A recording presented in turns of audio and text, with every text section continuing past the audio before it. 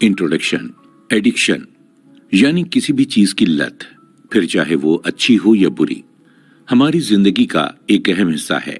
पर कई बार हम ये नहीं समझ पाते हैं कि किसी भी चीज की लत लगना हमारे लिए सही नहीं है। ऐसा इसलिए क्योंकि हमारी लत हमें अपनों से दूर तो करती ही है, साथ ही हमें शारीरिक और मानसिक तौर पर कमजोर भी कर देती है। दोस्तों, आपने कई तरह के एडिक्शंस के बारे में सुना होगा। उसमें से ही एक एडिक्शन है पोर्न एडिक्शन। जब लोग ये एडमिट करते हैं कि वो पोर्न एडिक्टेड हैं, तो संभावना ज्यादा रहती है कि वो बाकी पोर्न की तुलना में इंटरनेट पोर्न से ज्यादा एडिक्टेड हैं। ऑनलाइन पोर्न को हम इंटरनेट के बाजार में मिलने वाला ड्रग भी कह सकते हैं। आज इंटरनेट की सुविधा सबके पास मौजूद है और यही वजह है कि पोर्नोग्राफी एडिक्शन इतना ज्यादा बढ़ गया है, क्योंकि सबको पता है इंटरनेट बहुत ज्यादा अमाउंट में लोगों के पास पोर्नोग्राफी पहुंचाता है, और वो भी ग्राफिक कंटेंट के साथ। ऐसा समझ लीजिए कि पोर्न एक ऐसी मूवी है, मैगजीन या बिलबोर्ड है जो एक इंसान के ऊपर नेगेटिव इफेक्ट्स फैलाती है। ये कभी कभी इंसान को अंदर से पूरी तरह शर्मिंदगी, निराशा और डिप्रेशन से इस कदर भर देती है कि या तो उसे ट्रीटमेंट का सहारा लेना पड़ता है या फिर रिहेबिलिटेशन का। अमेरिका में ऐसा देखा गया है कि ज्यादातर डिवोर्स का कारण ऑनलाइन पोर्नोग्राफी होती है। वहां के 6 से 10% लोग पोर्न एडिक्टेड की गिनती में आते हैं। सबसे हैरानी की बात तो यह है कि इस पोर्न के एडिक्शन ने बच्चों तक को नहीं छोड़ा है। कई सॉफ्टवेयर कंपनीज ने ऑब्जर्व किया है कि लगभग 45% स्कूल जाने वाले बच्चे रोज पोर्नोग्राफी से रिलेटेड स्पैम में फंसते जाते हैं। Behavioural scientist Rolf D Clemente के ऑब्जर्वेशन के मुताबिक पोर्नोग्राफी का बच्चों के इमोशनल और मेंटल डेवलपमेंट के ऊपर बहुत बुरा असर पड़ता है। बहुत ज्यादा पोर्न देखने से लोगों के अंदर एक इमोशनल बैरियर तैयार हो जाता है, जिसकी वजह से उनके प्रिय लोग भी उनसे बिछड़ने लगते हैं। अगर ध्यान से चीजों को देखें तो हम पाएंगे कि पोर्न की समस्या कोई छोटी समस्या नहीं है। इसकी वजह से महिलाओं के ऊपर हो रहे घरेलू हिंसा के केस तो अब आम बात हो गई है।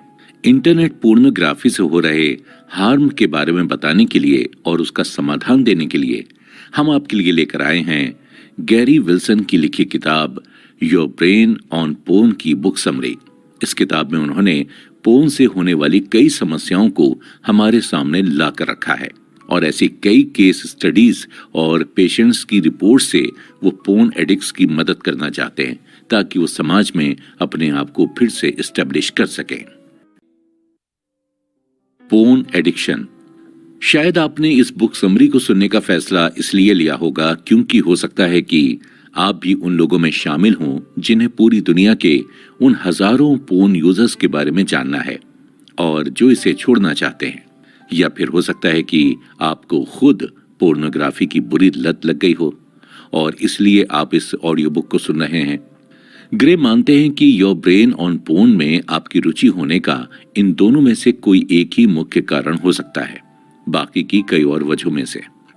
हो सकता है आप ऑनलाइन पोर्न देखने में इतना सारा वक्त व्यतीत कर रहे हैं कि आपका इसके बाहर निकलना मुश्किल हो रहा है, या हो सकता है कि आपको सेक्स के क्लाइमैक्स के दौरान दिक्कत आ रही है, या ऐसा भी हो सकता है कि आपके अंदर सेक्स की भावना इतनी ज्यादा बढ़ गई है कि इसका असर आपकी वैल्यूज पर पड़ रहा है। अगर आप भी उन हजारों लोगों की गिनती में खुद को शामिल करते हैं तो आपको शायद अच्छा खासा समय तो लगता ही होगा ये समझने में कि आपकी मुसीबतों का कारण और कोई नहीं बल्कि पोर्न यूज ही है। शुरुआत में कई लोगों को ऐसा लगता है कि उनकी समस्याओं का कारण डिप्रेशन, सोशल एंजाइटी या लोअर टेस्टोस्टेरोन है। कई बार लोग डॉक्टर से भी सलाह लेने के लिए चले जाते हैं, लेकिन ज्यादातर देखा गया है कि डॉक्टर्स ग्राफिक इमेजेस को देखना नॉर्मल समझते हैं और उनके हिसाब से इंटरनेट पोर्न कोई हानि नहीं पहुंचाता है। लेकिन गैरी का मानना है कि डॉक्टर के इस स्टेटमेंट का पहला हिस्सा तो सही हो सकता है, लेकिन दूसरा नहीं। आजकल के समय में हमारी यंग जनरेशन ये विश्वास रखती है कि पोर्नोग्राफी का इस्तेमाल खराब नहीं है। जो लोग इसका विरोध करते हैं, देखा गया है कि वो ज्यादातर किसी धार्मिक संस्था या सोशल कंजर्वेटिव ऑर्गेनाइजेशन के साथ जुड़े हुए होते हैं। हमें दोनों की ही बातों को सुनना चाहिए ताकि हम किसी एक सही नतीजे पर पहुंच सकें। गैरी ने पिछले 9 सालों से पोर्नोग्राफी के बारे में कई लोगों के एक्सपीरियंसेस को अच्छी तरह से जाना है। इससे भी ज्यादा समय उन्होंने वैज्ञानिकों के साथ ये जानने में बिताया है कि इंसान का दिमाग कैसे काम करता है। उनका मानना है कि ये मुद्दा सिर्फ लिबरल या कंजर्वेटिव थिंकर्स को लेकर नहीं है और न ही ये सामाजिक शर्मिंदगी और सेक्सुअल फ्रीडम के बारे में है। योर ब्रेन ऑन पोर्न पूरी तरह से हमारे ब्रेन के नेचर के बारे में है और कैसे वो अपने आसपास के एनवायरनमेंट में हुए बदलाव के कारण रिस्पॉन्ड करता है। इससे हमें सेक्सुअल कंटेंट के ओवर कंजम्पशन की वजह से हुए इफेक्ट्स के बारे में भी जानने को मिलेगा। लेखक के हिसाब से इसका जिम्मेदार कहीं ना कहीं अनलिमिटेड इंटरनेट पोर्न की सप्लाई है। 2008 की एक स्टडी के मुताबिक 14.4% बच्चे 13 साल की उम्र से ही पोर्न देखना शुरू कर देते हैं।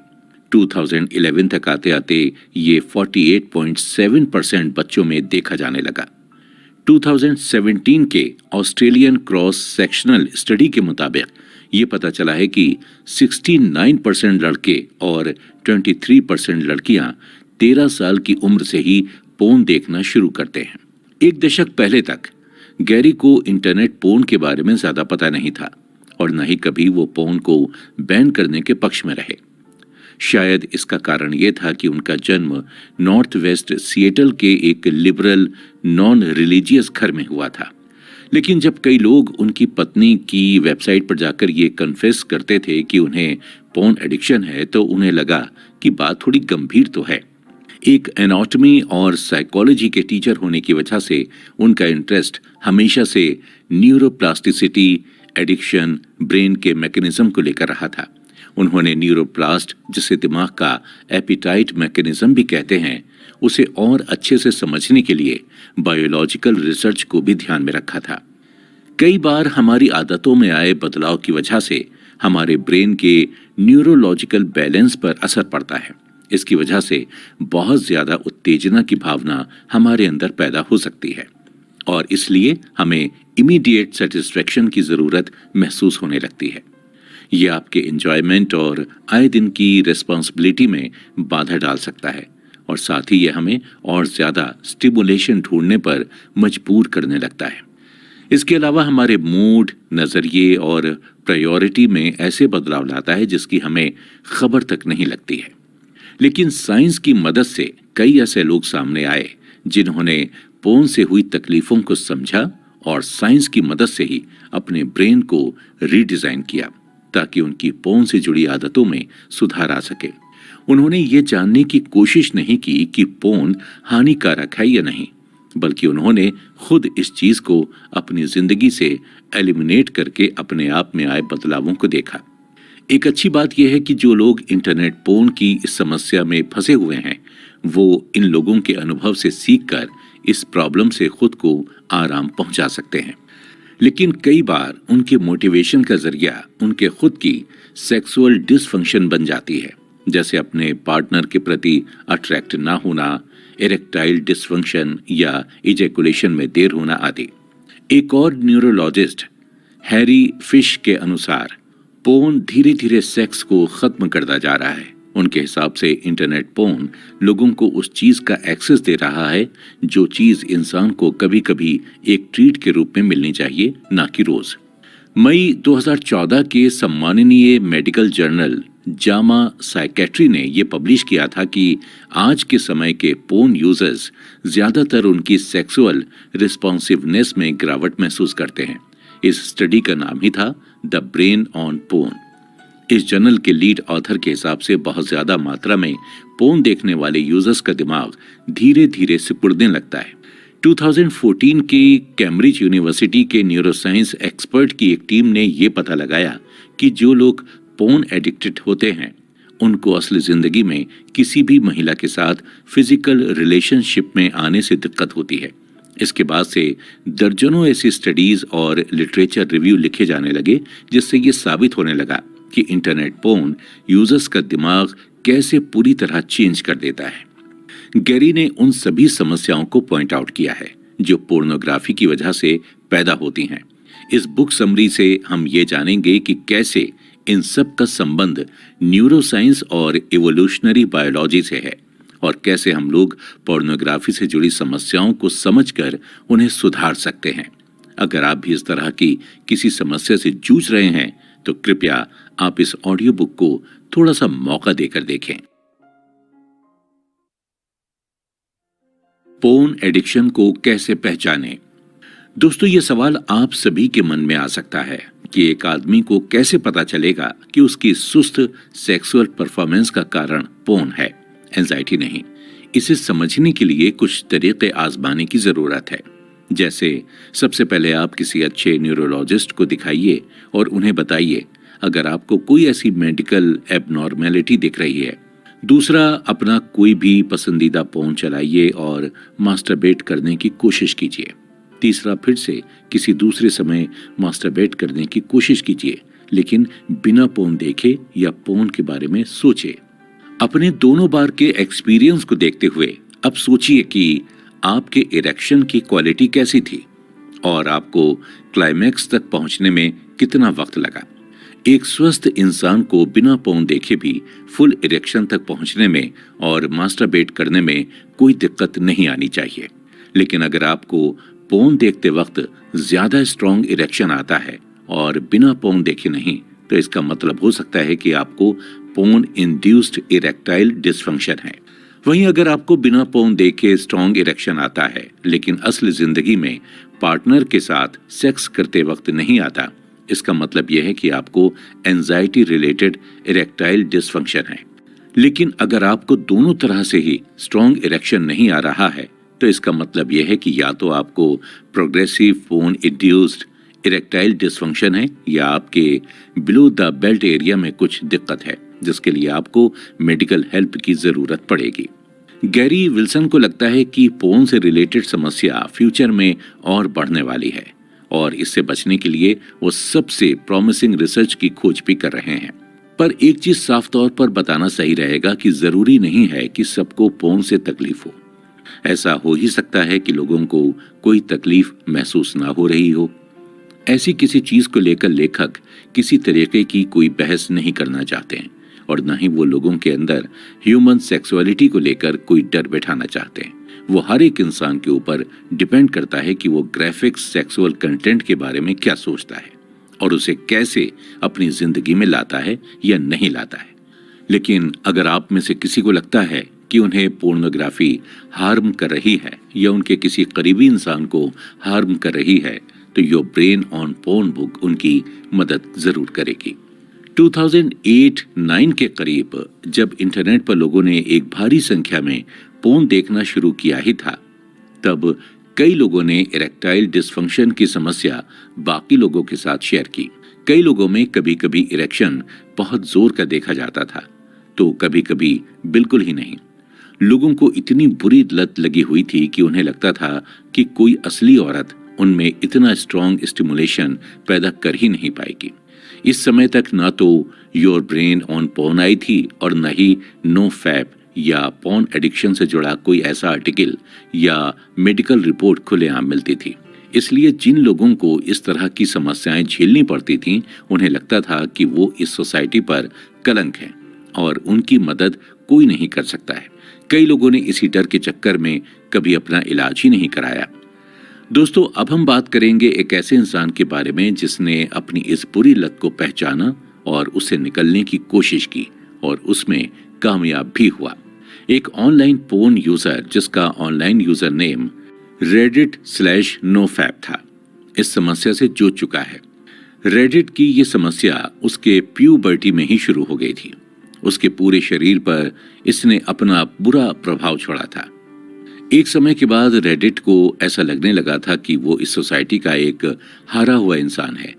पोर्न देखना छोड़ने से 1 साल पहले उसे खुद को साइकोलॉजिस्ट को दिखाना पड़ा था, जिन्होंने उससे ये कहा था कि उन्हें बहुत बहुत बहुत भयंकर सोशल एंजाइटी और डिप्रेशन की परेशानी है। लेकिन जैसे जैसे उन्होंने इस पोर्न की समस्या को ठीक करने की कोशिश की, उसे लगने लगा कि उसके दिल से मानो कोई भारी बोझ उतरने लगा हो।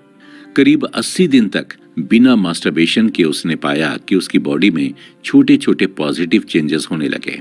उसे कभी लगा ही नहीं था कि वो अपनी नॉर्मल लाइफ में वापस लौट पाएगा।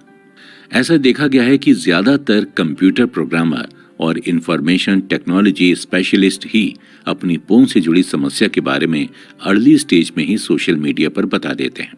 ऐसा इसलिए क्योंकि उनके पास हमेशा हाई स्पीड इंटरनेट पोर्न बाकी सभी लोगों की तुलना में पहले पहुंचता है, जिसकी वजह से उनका एक अलग सेक्सुअल टेस्ट तैयार हो जाता है, जिसकी वजह से सेक्स के दौरान इरेक्टाइल डिसफंक्शन का सामना भी करना पड़ता है। इनमें से ज्यादातर लोगों की उम्र 20 या उससे थोड़ी ही ज्यादा होती है। पोर्नोग्राफी का इतिहास। आप सभी को ये तो पता है कि कैसे पोर्नोग्राफी ने हमारी जिंदगी पर असर किया है और इसके क्या नेगेटिव इफेक्ट्स हैं। पर क्या आपको पता है कि पोर्नोग्राफी की शुरुआत कैसी थी? तो आइए जानते हैं पोर्नोग्राफी के इतिहास के बारे में। विजुअल पोर्नोग्राफी का आगमन मैगजीन के रास्ते हुआ था। लोगों को अपने आप को इस स्टैटिक इराटिका की मदद से ही अपने आप को संतुष्ट रखना पड़ता था। इसके अलावा चाहे तो उन्हें अपनी इमेजिनेशन का इस्तेमाल करना पड़ता था या फिर और ज्यादा पैसे खर्च करके महंगे मटेरियल खरीदने पड़ते थे। उस समय ऐसी कोई एक्स रेटेड मूवीज भी मिलती थीं जो काफी महंगी होती थीं। ऐसे भी कई हद से ज्यादा एडिक्टेड लोग थे जो सिर्फ एडल्ट सेक्सुअल क्लिप्स के लिए पूरी की पूरी बुक स्टोर भी छान मारते थे। लेकिन इन सब के बावजूद भी सेक्सुअल कंटेंट कुछ लोगों की पहुंच तक सीमित रह जाता था। ज्यादातर लोग अपना समय मूवी हाउस या पीप शो बूथ में बिताना भी पसंद नहीं करते थे। इसके बाद एंट्री होती है वीडियो रेंटल्स और लेट नाइट केबल चैनल वालों की। ये मीडिया लोगों के स्टैटिक पोर्न से ज्यादा दिलचस्प होती थी।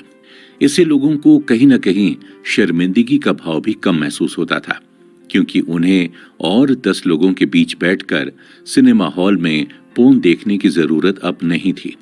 इसके बावजूद लोगों को लगता था कि जब तक बाजार में कोई नई चीज नहीं आ जाती है, वो एक ही वीडियो को कितनी बार देखेंगे। कई बार लोगों को पोर्न के नाम पर एक पूरी की पूरी कहानी देखनी पड़ती थी। इस समय तक भी लोगों के पास अभी भी पोर्न की सुविधा मौजूद नहीं थी, तो इसके बाद लोगों ने डायल अप की मदद लेनी शुरू की। डायल अप ज्यादातर सस्ते में मिल जाते थे और ये प्राइवेसी का एक अच्छा जरिया था। लेकिन इसमें मिलने वाले वीडियोस भी ज्यादातर स्टिल पिक्चर्स में होते थे। पहले तो लोगों को एक वीडियो डाउनलोड करना पड़ता था। इस डाउनलोड करने के चक्कर में कई बार वायरस का रिस्क भी उठाना पड़ता था, और अगर लोगों के कंप्यूटर का सॉफ्टवेयर वीडियो के मुताबिक सही नहीं रहता था तो पहले उसकी मरम्मत की जाती थी। इन सभी झमेलों के बाद इंसान चाहे तो अपने पसंदीदा वेबसाइट से वीडियो डाउनलोड करके उसे 1 से 2 बार देख सकता था। दोस्तों, आगे आने वाले एपिसोड में हम देखेंगे कि पोर्न के इतिहास का असल परिवर्तन इंटरनेट के आने से कैसे शुरू हुआ और कैसे इसका असर यंग जनरेशन पर पड़ रहा है। पोर्न के सिम्टम्स। 2006 के बाद से मानो एक ऐसा बदलाव आया कि पोर्न यूजर्स की पूरी दुनिया ही बदल गई। 2006 में हाई स्पीड इंटरनेट के आने से एक नए क्रिएचर का जन्म हुआ, जो था शॉर्ट पोर्न क्लिप्स की एक पूरी गैलरी, जहां एक आदमी को कभी न खत्म होने वाली हार्डकोर वीडियो की स्ट्रीम मिल सकती है। इसे ट्यूब साइट भी कहा जाता था, क्योंकि लोग इसमें यूट्यूब वीडियो की तरह ही स्ट्रीम करते थे। इतने छोटे छोटे क्लिप्स की भरमार होने की वजह से लोगों के अंदर बेचैनी और बढ़ती चली गई और उनके क्लिक्स भी बढ़ते गए। कई लोगों को इसी ट्यूब साइट की डिस्कवरी के बाद से इरेक्टाइल डिसफंक्शन दिखाई देना शुरू हो गया था। इसका सीधा सा जवाब यह था कि हाई स्पीड इंटरनेट की वजह से लोगों के पास क्लिप्स काफी जमा हो गए थे, जिसकी वजह से वो दिन में 2 से ज्यादा बार भी मास्टरबेट कर बैठते थे। लोगों के प्रिमिटिव ब्रेन में ट्यूब साइट ने अपनी एक जगह बना ली थी, क्योंकि इसमें सेक्सुअल नोवेल्टी मतलब नए सिरे से सेक्स करने का भाव ज्यादा था, और इतने छोटे क्लिप्स होने की वजह से ब्रेन का सर्किट बार बार पोर्न ढूंढने के लिए बेताब हो जाता था। जहां एक तरफ ऑनलाइन पोर्न देखना पहले से ही एक बड़ी समस्या थी, तो वहीं दूसरी ओर इसका ओवर कंजम्पशन एक और नई समस्या बन गई थी। University of Massachusetts medical school के प्रोफेसर शेरी पगोटो के मुताबिक एक स्टडी में पाया गया है कि एक इंसान की जो पोर्न देखने की भूख है वो वैरायटी के साथ कोरिलेट करती है। इंसान के पास जितनी वैरायटी मौजूद होगी उतने ज्यादा चांसेस हैं कि वो उन्हें ओवर कंज्यूम करेगा। जैसे लोगों के सामने अगर खाने का बुफे लगा हो तो वो जितना खाना चाहिए उससे ज्यादा ही खाएंगे, लेकिन अगर लोगों के पास खाने के लिए एक ही चीज है तो आप वो हद में रहकर खाएंगे। इन्हीं वीडियोस ने लोगों की इमेजिनेशन के लिए भी जगह नहीं छोड़ी। जो वो स्टिल इमेज देखकर किया करते थे, कम से कम इमेजिनेशन करने से इंसान सेक्सुअल फैंटेसी को शुरू से सोचने का आदी था। जिन लोगों ने बहुत ही कम उम्र में ही रोज पोर्न देखना शुरू कर दिया था, उनके लिए तो एक्सपीरियंस कुछ और ही रहा। जिन लोगों ने बहुत अर्ली स्टेज में पोर्न देखना शुरू किया था, उन लोगों के लिए पोर्न सेक्स ही नॉर्मल चीज बन गई थी, ना कि रियल सेक्स। 2010 में गैरी की बीवी ने उन्हें एक सजेशन दिया कि वो एक ऑनलाइन रिसोर्स शुरू करें जहां वो इस चीज से रिलेटेड बातें लोगों तक पहुंचा सकें। इससे पहले तक उनकी बीवी का सेक्सुअल रिलेशनशिप से रिलेटेड ऑनलाइन फोरम मर्दों के पोर्न रिलेटेड प्रॉब्लम से भरा हुआ था। लोग अपनी अपनी तरह की समस्या उनकी वाइफ के सामने लेकर आते थे, जैसे उनके पार्टनर के प्रति लेस अट्रैक्शन, सेक्स के दौरान ऑर्गेज्म की कमी, प्रीमेच्योर इजैकुलेशन आदि। उनकी वाइफ को ऐसा महसूस हुआ कि लेखक को एक ऐसी वेबसाइट इन लोगों को डेडिकेट करनी चाहिए जहां वो अपनी सेक्सुअल कंडीशन या प्रॉब्लम्स को रख सकें।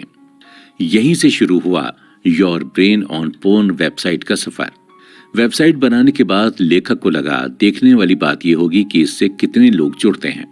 लेखक को सबसे ज्यादा अचंभा तब लगा जब उन्होंने देखा कि इस वेबसाइट के जरिए रोज 20,000 यूनिक विजिटर्स हर दिन जुड़ते जा रहे हैं।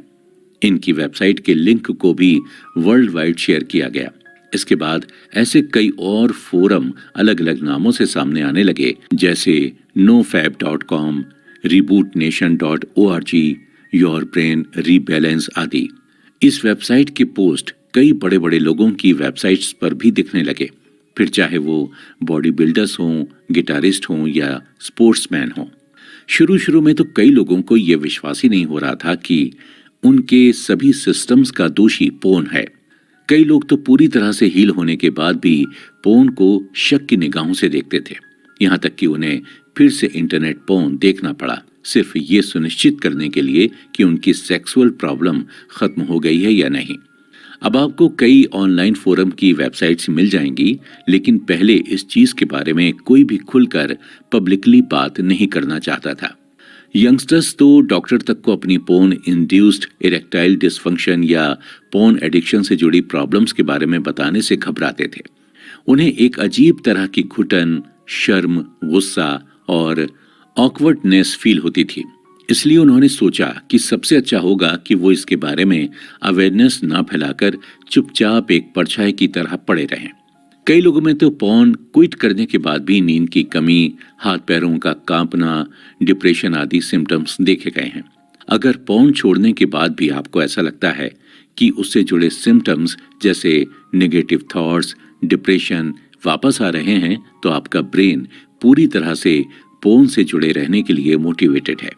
कई बार तो लोग पोर्न देखना छोड़ने के बाद भी कभी कभार इरेक्टाइल डिसफंक्शन महसूस करते हैं या उनके अंदर का सेक्सुअल अर्ज खत्म हो जाता है। कई लोगों के लिए ये बहुत भयानक इंसिडेंट होता है कि वो एक सुंदर लड़की को देख रहे हैं और उनके दिमाग में किसी तरीके का भी सेक्सुअल थॉट और इमोशंस आना बंद हो जाते हैं। जब तक लड़कों को परमानेंट इम्पोटेंसी यानी नपुंसकता के बारे में सावधान नहीं किया जाएगा, तब तक वो इंटरनेट पोर्न के पीछे भागते रहेंगे। लोगों को कभी कभी इस चीज पर आश्चर्य होता है कि वो जब इम्पोटेंस की हालत में पहुंच जाते हैं तो इससे वापस उभरने के लिए वो पोर्न की मदद नहीं ले सकते हैं। उन्हें इस परेशानी से नेचुरली निकलना पड़ेगा, जिसके लिए कभी कभी सालों लग जाते हैं। लेकिन सोचने वाली बात यह है कि पोर्न की वजह से जो फ्लैट लाइन की सिचुएशन पैदा हो रही है, क्या ये बायोलॉजी से रिलेटेड है? इसकी पूरी खोज करने के लिए कई रिसर्चर्स ने चूहों पर एक्सपेरिमेंट किया, क्योंकि उनके प्रिमिटिव ब्रेन का स्ट्रक्चर हमारे ब्रेन से काफी मिलता जुलता है।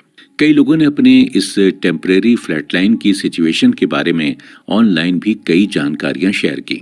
एक यूजर ने बताया कि उन्हें ऐसा लगता था कि उनके पीनस में मानो जान ही नहीं है और वो किसी मरी हुई चीज का बोझ लिए सारा समय घूम रहे हों। जैसे जैसे ट्यूब साइट की पॉपुलैरिटी बढ़ती गई, कई 19 से 23 साल की उम्र के बच्चों तक ने अपना नाम सेक्सुअल डिसफंक्शन के उन बड़ी उम्र के लोगों के साथ जोड़ दिया। 2011 तक आते आते कई लड़के जो अपने अर्ली 20s में थे, उन्होंने ऐसी कई ऑनलाइन फोरम खोले जो उन्होंने पोर्न क्विट करने से रिलेटेड एक्सपेरिमेंट को डेडिकेट कर रहे थे। उनसे इनकी बिना पोर्न देखे मास्टरबेशन करने की समस्या थोड़ी कम होती दिखी भी। उनका इस ऑनलाइन फोरम को बनाने के पीछे का मकसद ही अपने ब्रेन को ऐसे रीसेट करना था कि उसे इंटरनेट इराटिका के ओवर सिमुलेशन से बचाया जा सके। उन्होंने इस अप्रोच को रिबूटिंग नाम दिया। इसी के बाद से कई अंग्रेजी भाषा में ऑनलाइन फोरम बनाए गए। इन फोरम में से सबसे ज्यादा चर्चा में रहा रेडिट, नोफैप, पोर्न फ्री आदि।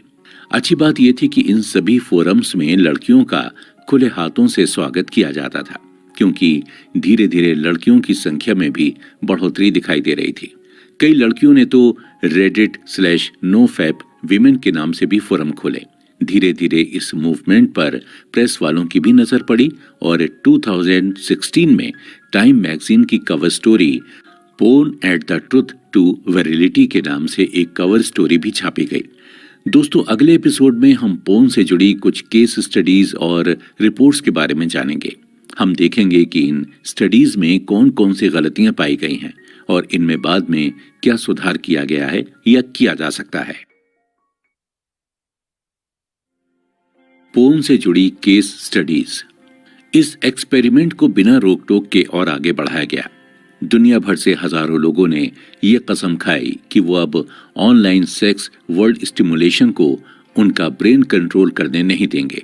लेखक बताते हैं कि उनकी नजरों में ये एक ऐसा लार्ज स्केल एक्सपेरिमेंट साबित हुआ जिसने कई पोर्न के वेरिएबल्स जैसे वेबकैम एनकाउंटर, एरोटिक लिटरेचर आदि चीजों को कई हद तक हटाकर दम लिया। एक बात ध्यान देने वाली ये भी है कि जब से ऑनलाइन फोरम शुरू हुए हैं, किसी भी फोरम ने अपने पार्टिसिपेंट्स की संख्या किसी के साथ शेयर नहीं की। ये लोग बस पोर्न छोड़ने के लिए रिसर्चर्स के एक्सपेरिमेंट में अपना योगदान देना चाहते थे। इसके बाद भी कई लोगों ने आगे आकर अपनी इच्छा से बताया कि इन फोरम में ज्यादातर लोग एवरेज एज के होते थे और इनमें से सिर्फ 7% लोग ही धार्मिक कारणों की वजह से पोर्न छोड़ना चाहते थे। इस डेटा पर पूरी तरह से यकीन नहीं भी किया जा सकता है, क्योंकि इसमें बताई हुई ज्यादातर बातें कुछ लोगों ने आगे आकर शेयर की हैं, सभी ने नहीं। लेकिन इसके बावजूद ये बात तो तय है कि इनमें से सभी लोग अलग अलग बैकग्राउंड्स, कल्चर, रिलेशनशिप से आते हैं। इस एक्सपेरिमेंट के सक्सेसफुल होने के पीछे एक और कारण यह भी था कि इससे जुड़े सब्जेक्ट्स ज्यादातर अपनी खुद की मर्जी से इंटरनेट पोर्न का यूज करना छोड़ रहे थे। लेकिन फॉर्मल स्टडीज और इन रिपोर्ट्स को देखने के बाद भी डॉक्टर्स सभी पेशेंट्स में अलग अलग तरह से सुधार देख पा रहे थे। कई फॉर्मल स्टडीज एक दूसरे के साथ रिलेटेड भी होती हैं। अगर इन सभी स्टडीज को अच्छी तरह से समझा जाए तो हमें पता चल सकता है कि पोर्न के साथ साथ कौन कौन से इफेक्ट्स जुड़े हुए हैं। लेकिन कभी कभी ये स्टडीज आपस में अलग भी होती हैं। जैसे कई साइकेट्रिस्ट और साइकोलॉजिस्ट को एकेडमिक लेवल पे ऐसी ट्रेनिंग दी जाती है जिससे उन्हें ऐसा लगता है कि पोर्न से रिलेटेड कुछ सिम्टम्स का कारण है लोगों की अंडरलाइंग पैथोलॉजी, और इन पैथोलॉजी के ओवर यूज की वजह से इंसान में ऐसी सेक्सुअल प्रॉब्लम्स दिखाई देती हैं। कई हेल्थ केयर प्रोवाइडर्स को ऐसी ट्रेनिंग दी जाती है जिससे उन्हें लगता है कि सेक्सुअल प्रॉब्लम्स का कारण है social anxiety, depression, performance anxiety आदि। इन्हीं सब गलतफहमी के चलते कई लोगों का गलत तरीके से इलाज किया जाता है। इसकी वजह से उनकी हालत में सुधार तो नहीं आता, लेकिन सुधार की कोशिश जरूर की जाती है। अगर इस चीज के बारे में लोगों को सही जानकारी नहीं रहेगी तो उन्हें कैसे पता चलेगा कि किस चीज से सावधान रहना है और किससे नहीं। इन सभी दिक्कतों का रीजन ये भी है कि सेक्सुअल प्रॉब्लम्स को लेकर एकेडमिक रिसर्च काफी धीरे चल रही है और अपने आप में ही सिमटी हुई है, जबकि आज के समय में पोर्नोग्राफी लाइट की तेजी से इवॉल्व होते जा रही है और इसका इफेक्ट भी उतनी ही दूर तक फैल रहा है। पिछले एक दशक में टेक्नोलॉजी का डेवलपमेंट इतना तेजी से हुआ है कि लोगों के पास पोर्न डिलीवरी में भी काफी चेंजेस आए हैं। यंगस्टर्स के हाथ में स्मार्टफोन का आना, वर्चुअल पोर्नोग्राफी और स्ट्रीमिंग पोर्नोग्राफी ने पोर्न एडिक्शन के रिस्क को और बढ़ा दिया है। लेकिन हम लोग अभी तक आउटडेटेड एजम्पशंस को लेकर चल रहे हैं। इन्हीं सब कारणों के चलते हमारे लिए ये जानना बहुत जरूरी है कि किस मौके के लिए कौन सा प्रिकॉशन लेना चाहिए। इसके लिए रिसर्चर्स को ऐसे एडिक्टेड सब्जेक्ट्स पर एक्सपेरिमेंट करके देखना पड़ेगा जो पोर्न छोड़ना चाहते हैं। रिसर्चर पोर्न से जुड़े इफेक्ट्स के बारे में तभी जान पाएंगे जब हम पोर्न को हटाने में कामयाब होंगे। लेकिन दुख की बात यह है कि इन बातों पे सिर्फ 6 ही एकेडमिक स्टडीज आज तक की गई हैं, जिनमें पोर्न को एलिमिनेट करने की बात रखी गई है। ऐसी ही एक रिसर्च 2015 में कंडक्ट की गई थी, जिसमें रिसर्चर्स ने अपने सभी सब्जेक्ट्स को समान रूप से 2 दलों में बांट दिया था। आधे लोगों को 30 दिनों तक अपना पसंदीदा खाना खाने से रोका गया था और बाकी आधे लोगों को 30 दिनों तक पोर्न देखने से रोका गया था। 30 दिन बाद ये देखा गया कि जिन लोगों को पोर्न देखने से रोका गया था, उन लोगों की अपने सेक्सुअल अर्ज को तुरंत संतुष्ट करने की इच्छा में गिरावट देखी गई थी। 2012 में की गई स्टडी के मुताबिक ये पाया गया कि जो पोर्न यूजर्स 3 हफ्तों के लिए अपने आप को पोर्न से दूर रखते हैं, उनकी रिपोर्ट्स में आपसी रिलेशनशिप में सुधार देखा गया है। इन दोनों रिसर्चर्स से ये पता चला कि हर इंसान की रिकवरी का तरीका और समय अलग अलग हो सकता है। किसी को 30 दिन लग सकते हैं और किसी को 3 हफ्ते तक। एक इजरायली केस स्टडी में पाया गया कि एक आदमी जो अपने पार्टनर के प्रति लो सेक्सुअल डिजायर से गुजर रहा था, ट्रीटमेंट की तलाश में इस इजरायली डॉक्टर के पास गया था। उसे एक्सपेरिमेंट के तौर पर 6 हफ्तों तक पोर्न और मास्टरबेशन से दूर रहने को कहा गया। तकरीबन 8 महीने बाद उसकी हालत में थोड़ा बहुत सुधार देखा गया और उसकी कैजुअल सेक्स को लेकर डिजायर में भी वृद्धि देखी गई। 2016 में एक यूएस नेवी डॉक्टर ने अपने 3 पेशेंट्स की रिपोर्ट शेयर करते हुए बताया कि उन तीनों में से 2 लोगों ने पोर्न देखना छोड़कर सेक्सुअल डिसफंक्शन से छुटकारा पाया, लेकिन तीसरा इंसान पोर्न यूज करना नहीं छोड़ पाया। उसी साल एक फ्रेंच साइकेट्रिस्ट ने अपने 35 मरीजों की रिपोर्ट शेयर की जो अपनी पोर्न देखने की आदत की वजह से इरेक्टाइल डिसफंक्शन और एनॉर्गेज्मिया से जूझ रहे थे। इस साइकेट्रिस्ट ने अपने पेशेंट को ऐसी हैबिट्स सिखाई जिससे वो ये भूल सकें कि पोर्न देखते वक्त मास्टरबेशन कैसे किया जाता है। ये तरकीब 35 में से 19 लोगों के काम आई। 3 लोगों की हालत में सुधार देखा गया और बाकी 13 लोगों ने ट्रीटमेंट बीच में ही छोड़ दिया। आखिरकार 2016 में एक यूरोपियन रिसर्चर ने इस मुद्दे पर अपनी एक ऐसी रिपोर्ट पेश की जिसमें यह बताया गया है कि एक लंबे समय तक पोर्न और मास्टरबेशन से संन्यास लेने से क्या फायदा हो सकता है। इनमें से कुछ फायदे इस प्रकार हैं। पहला, सेक्सुअल रिवॉर्ड को जल्द से जल्द पाने की चाह में गिरावट। दूसरा, लोगों को और रिस्क लेने के लिए प्रोत्साहित करता है। तीसरा, लोगों को सोशल बनाने में मदद करता है। इन सभी रिसर्चर्स के बावजूद भी रिसर्चर्स आम जनता को यह समझाने में काफी देर करते हैं कि पोर्न से रिलेटेड प्रॉब्लम्स कुछ लोगों के ऊपर ज्यादा हावी हो सकती हैं, जैसे एडोलिसेंट्स या सिंगल पोर्न यूजर्स। 2017 में की गई एक एडिक्शन रेट स्टडी के मुताबिक ये देखा गया है कि कॉलेज के 10.3% बच्चे साइबर सेक्स से एडिक्टेड हैं। कॉलेज में हर 5 लड़कों में 1 लड़का एडिक्ट पाया जाता है और हर 20 लड़कियों में 1 लड़की एडिक्ट मिलती है। इस रिपोर्ट से पता चलता है कि मदद की जरूरत इन यंगस्टर्स को काफी है, लेकिन लड़कों के ऊपर इसका खतरा ज्यादा बना हुआ है। ऐसा देखा गया है कि जो लोग बहुत छोटी उम्र से ही पोर्न का इस्तेमाल करते हैं, उनको सोशल एंजाइटी, डिप्रेशन और वीक इरेक्शन के बीच का डिफरेंस ही समझ नहीं आता। इन सब के बावजूद कई लोगों के लिए पोर्न एक समस्या नहीं बल्कि अच्छी फीलिंग का जरिया है। एविडेंस की कमी होने के बावजूद भी कई लोगों को ऐसा लगता है कि बीच बीच में मास्टरबेशन करते रहने से उन्हें कैंसर से सुरक्षा मिलेगी। कई लोगों को तो ऐसा भी लगता है कि अगर वो पोर्न के एंड में मास्टरबेट करते हैं तो उनके स्वास्थ्य के साथ सब कुछ सही है। एविडेंस की कमी होने की वजह से कभी कभी पोर्न यूजर्स को ये समझाना मुश्किल हो जाता है कि उनकी बिगड़ती सेहत का कारण उनका पोर्न एडिक्शन है। आजकल के पोर्न यूजर्स का ज्यादातर रेगुलर इलाज किया जाता है और उन्हें social anxiety, low self esteem, concentration problem, lack of motivation और दूसरी कंडीशन से जुड़ी समस्याओं का ट्रीटमेंट दिया जाता है। कभी कभी तो उनसे ये तक कह दिया जाता है कि उनकी समस्या की प्रॉब्लम है उनकी परफॉर्मेंस रिलेटेड एंजाइटी, जो उन्हें क्लाइमैक्स तक पहुंचने ही नहीं देती।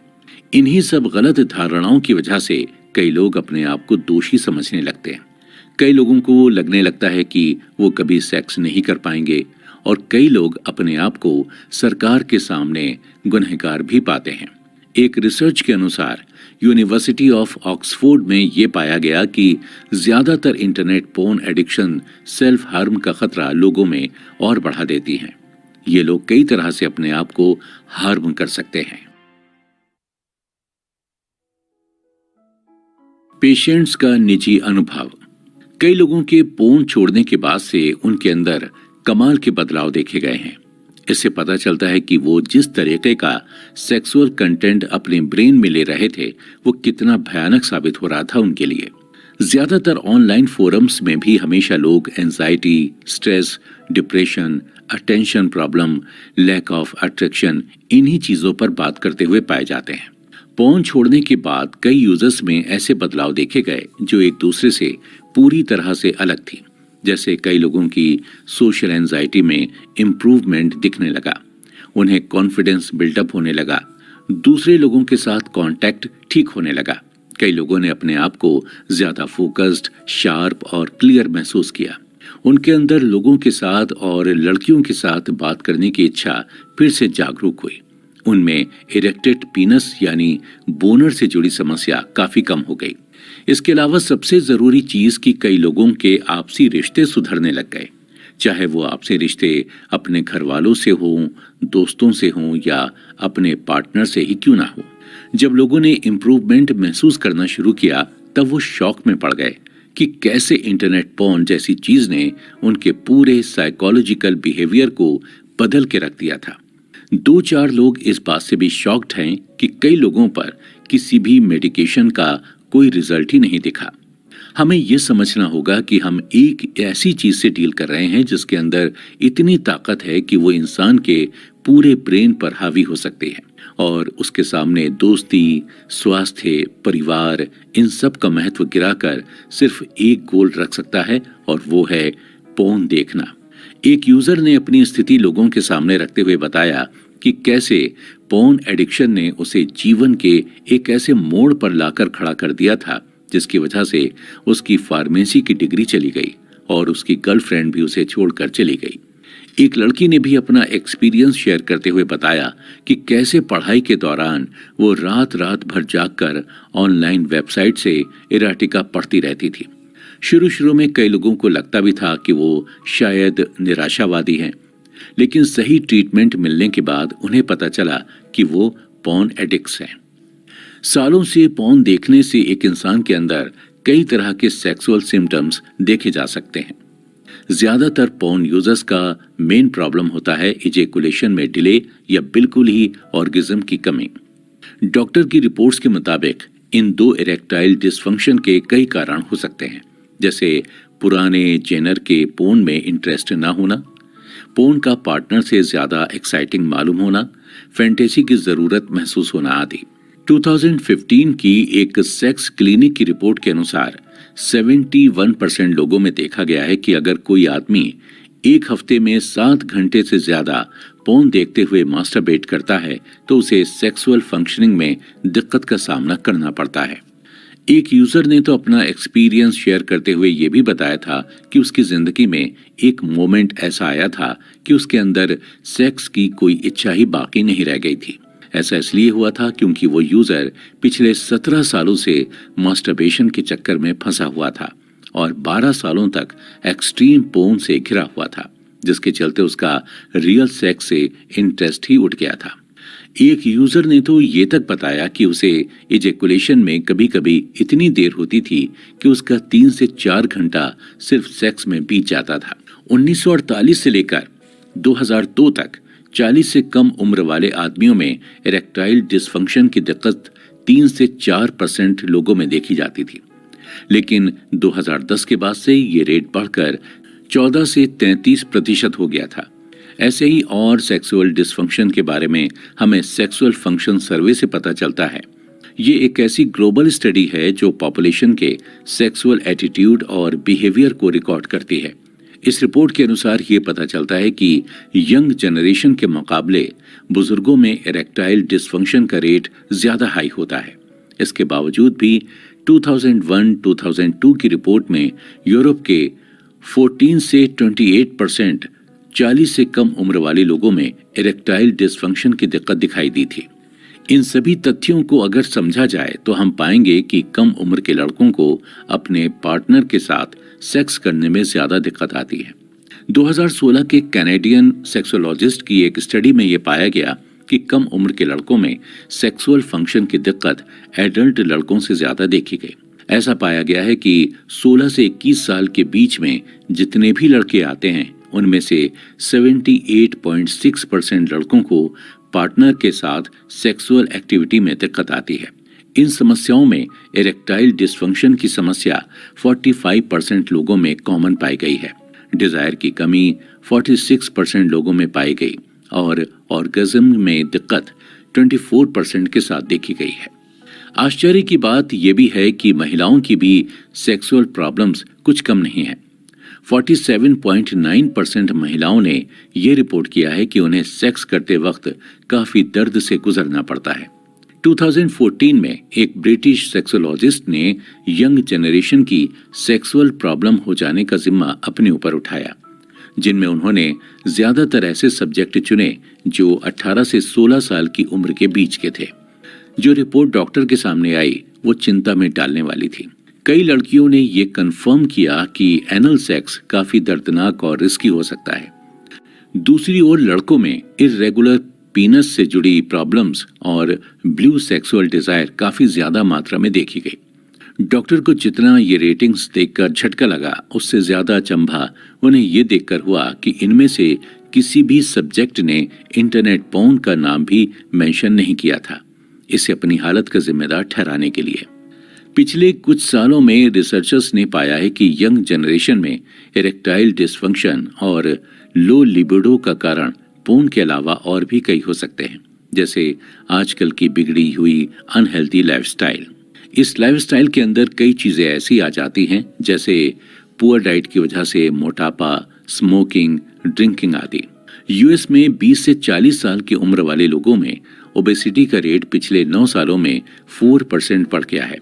इन सब के बावजूद स्मोकिंग और ड्रग्स का रेट 2011 तक आते आते फिर भी कुछ कम हुआ है। कई लोग बढ़ते हुए डिप्रेशन और एंजाइटी को इरेक्टाइल डिसफंक्शन का कारण मानते हैं, लेकिन ये बात कहां तक सच है इसकी पुष्टि नहीं हुई है। इतने सालों की खोज के बाद गैरी ने रिकवरी के पैटर्न में 2 भेद पाए हैं। इसमें तो पहले वो लोग आते हैं जिनकी हालत कुछ समय में ठीक हो जाती है, जैसे 2 से 3 हफ्ते। ऐसा हो सकता है कि उनकी कंडीशन काफी माइल्ड हो, शायद बहुत ज्यादा मास्टरबेशन के चलते या हल्की प्रॉब्लम के चलते उन्हें ठीक होने में ज्यादा वक्त नहीं लगा। दूसरे लोग वो होते हैं जिन्हें फुल रिकवरी में 2 से 6 महीने या उससे भी ज्यादा समय लग जाता है। इन लोगों के सिम्टम्स भी पहली कैटेगरी वाले लोगों से ज्यादा खराब होते हैं और इस कैटेगरी में ज्यादातर वही लोग आते हैं जिनकी उम्र अभी काफी कम है और जिन्होंने अभी अभी इंटरनेट पोर्न देखना शुरू किया है। जो लोग इनसे एज में थोड़े बड़े थे उन्होंने अपने सेक्स की शुरुआत ज्यादातर टीवी, मूवी, मैगजीन या इमेजिनेशन से की थी, इसलिए उनकी रिकवरी जल्दी और काफी अच्छे तरीके से होती थी। ऐसे ही एक 30 साल के यूजर ने अपना एक्सपीरियंस शेयर करते हुए बताया कि रिकवरी के बाद उसकी सेक्स लाइफ इतनी ज्यादा बेहतर हो गई है कि उसे खुद विश्वास नहीं होता है कि वो एक समय में इरेक्टाइल डिसफंक्शन और पोर्न एडिक्शंस में फंस गया था। एक लड़की ने भी अपना अनुभव शेयर करते हुए बताया कि एक लड़की के लिए पोर्न रिलेटेड समस्या स्पॉट करना मुश्किल होता है। वो बताती है कि उनके अंदर डिजायर तो हो जाता है, लेकिन अराउजल या कोई प्लेजर की भावना नहीं आती है। उन्हें लोअर एब्डोमेन में कोई वाइब्रेशन भी महसूस नहीं होता है। इन्होंने भी बहुत कम उम्र में ही प्री मैच्योर ऑर्गेज्म समस्या भोगी थी, लेकिन रिकवरी के बाद से अब उनकी सारी प्रॉब्लम्स जड़ से साफ हो गई हैं। आने वाले एपिसोड्स में दोस्तों हम देखेंगे कि कैसे पोर्न देखने की आदत इंसान को काफी कम उम्र से या टीन एज से ही लग सकती है और इससे क्या क्या परेशानियां या नई नई सिचुएशंस रिसर्चर्स के सामने आकर खड़ी हो जाती हैं। Premature sexual problems. कम उम्र में सेक्सुअल प्रॉब्लम्स या इरेक्टाइल डिसफंक्शन की समस्या समझना आसान बात नहीं है। इन समस्याओं में से एक है प्री मैच्योर इजैकुलेशन। इजैकुलेशन का मतलब होता है सीमेन रिलीज करना। ऐसा देखा गया है कि कई लोग अपने ब्रेन को इस तरह से ट्रेन करते हैं ताकि इजैकुलेशन जल्द हो जाए। जो लोग बहुत यंग एज में पोर्न देखना शुरू करते हैं उनमें प्री मैच्योर इजैकुलेशन की समस्या ज्यादा दिखाई देती है, क्योंकि कम उम्र में इंसान को हमेशा डर बना रहता है कि कोई उसे ये सब करता पकड़ ना ले, इसलिए वो जल्द से जल्द क्लाइमैक्स तक पहुंचना चाहता है। कभी कभी तो पोर्न इतना ज्यादा ब्रेन को ट्रिगर करता है कि इजैकुलेशन अपने आप ही हो जाता है। हमें ये समझना होगा कि हमारा दिमाग इलास्टिक की तरह है, हम उसे जाने अनजाने हर वक्त ट्रेन करते रहते हैं। इतनी सारी केस स्टडीज करने के बाद ये तो साफ है कि इंटरनेट पोर्न इंसान को एक जेनर से दूसरे जेनर के पोर्न और कभी कभी इंटरनेट की ऐसी अंधेरी जगहों पर लाकर खड़ा कर देता है जहां उसे खुद पहुंचकर डिस्टर्ब फील होने लगता है। सोचने की बात यह है कि मानसिकता को ट्रिगर कौन करता है। हो सकता है कि इसका कारण बोरियत या इंसान की आदतें हों।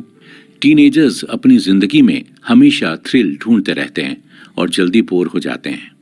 जितनी चीजें उनके लिए अनकॉमन होंगी उनको उससे उतना ज्यादा प्लेजर मिलेगा। यंग जनरेशन में इजीली बोर होने की समस्या इतनी ज्यादा बढ़ गई कि इसका असर पोर्न पर भी दिखने लगा। लोग एक हाथ से मास्टरबेशन करते वक्त भी दूसरे हाथ से वीडियोस बदलते रहते हैं। एक इंटरनेट स्टडी में देखा गया कि लोगों को नॉर्मल पोर्न से ज्यादा एक्सट्रीम पोर्न में ज्यादा रुचि है। लोग पोर्न देखने की शुरुआत वायलेंट या ज्यादा वैरायटी से नहीं करते हैं, लेकिन जैसे जैसे उनके अंदर एडिक्शन बढ़ता जाता है उनकी पसंद भी बदलती और बढ़ती जाती है। कभी कभी ये ऑनलाइन पोर्न इतने ज्यादा एक्सट्रीम हो जाते हैं कि इसमें दिखाए गए रेप के केस से भी यूजर को फर्क नहीं पड़ता है। इस बदलते टेस्ट का एक कारण हो सकता है और वो है अपने टॉलरेंस को टेस्ट करना। कई लोगों को तो ये भी लगता है कि जिस तरह का पोर्न उनके अंदर अराउजल की भावना पैदा करता है वही उनके टेस्ट के हिसाब से सबसे परफेक्ट है। लेकिन आजकल के लगातार बदलते टेस्ट में इस चीज को मानना थोड़ा मुश्किल है।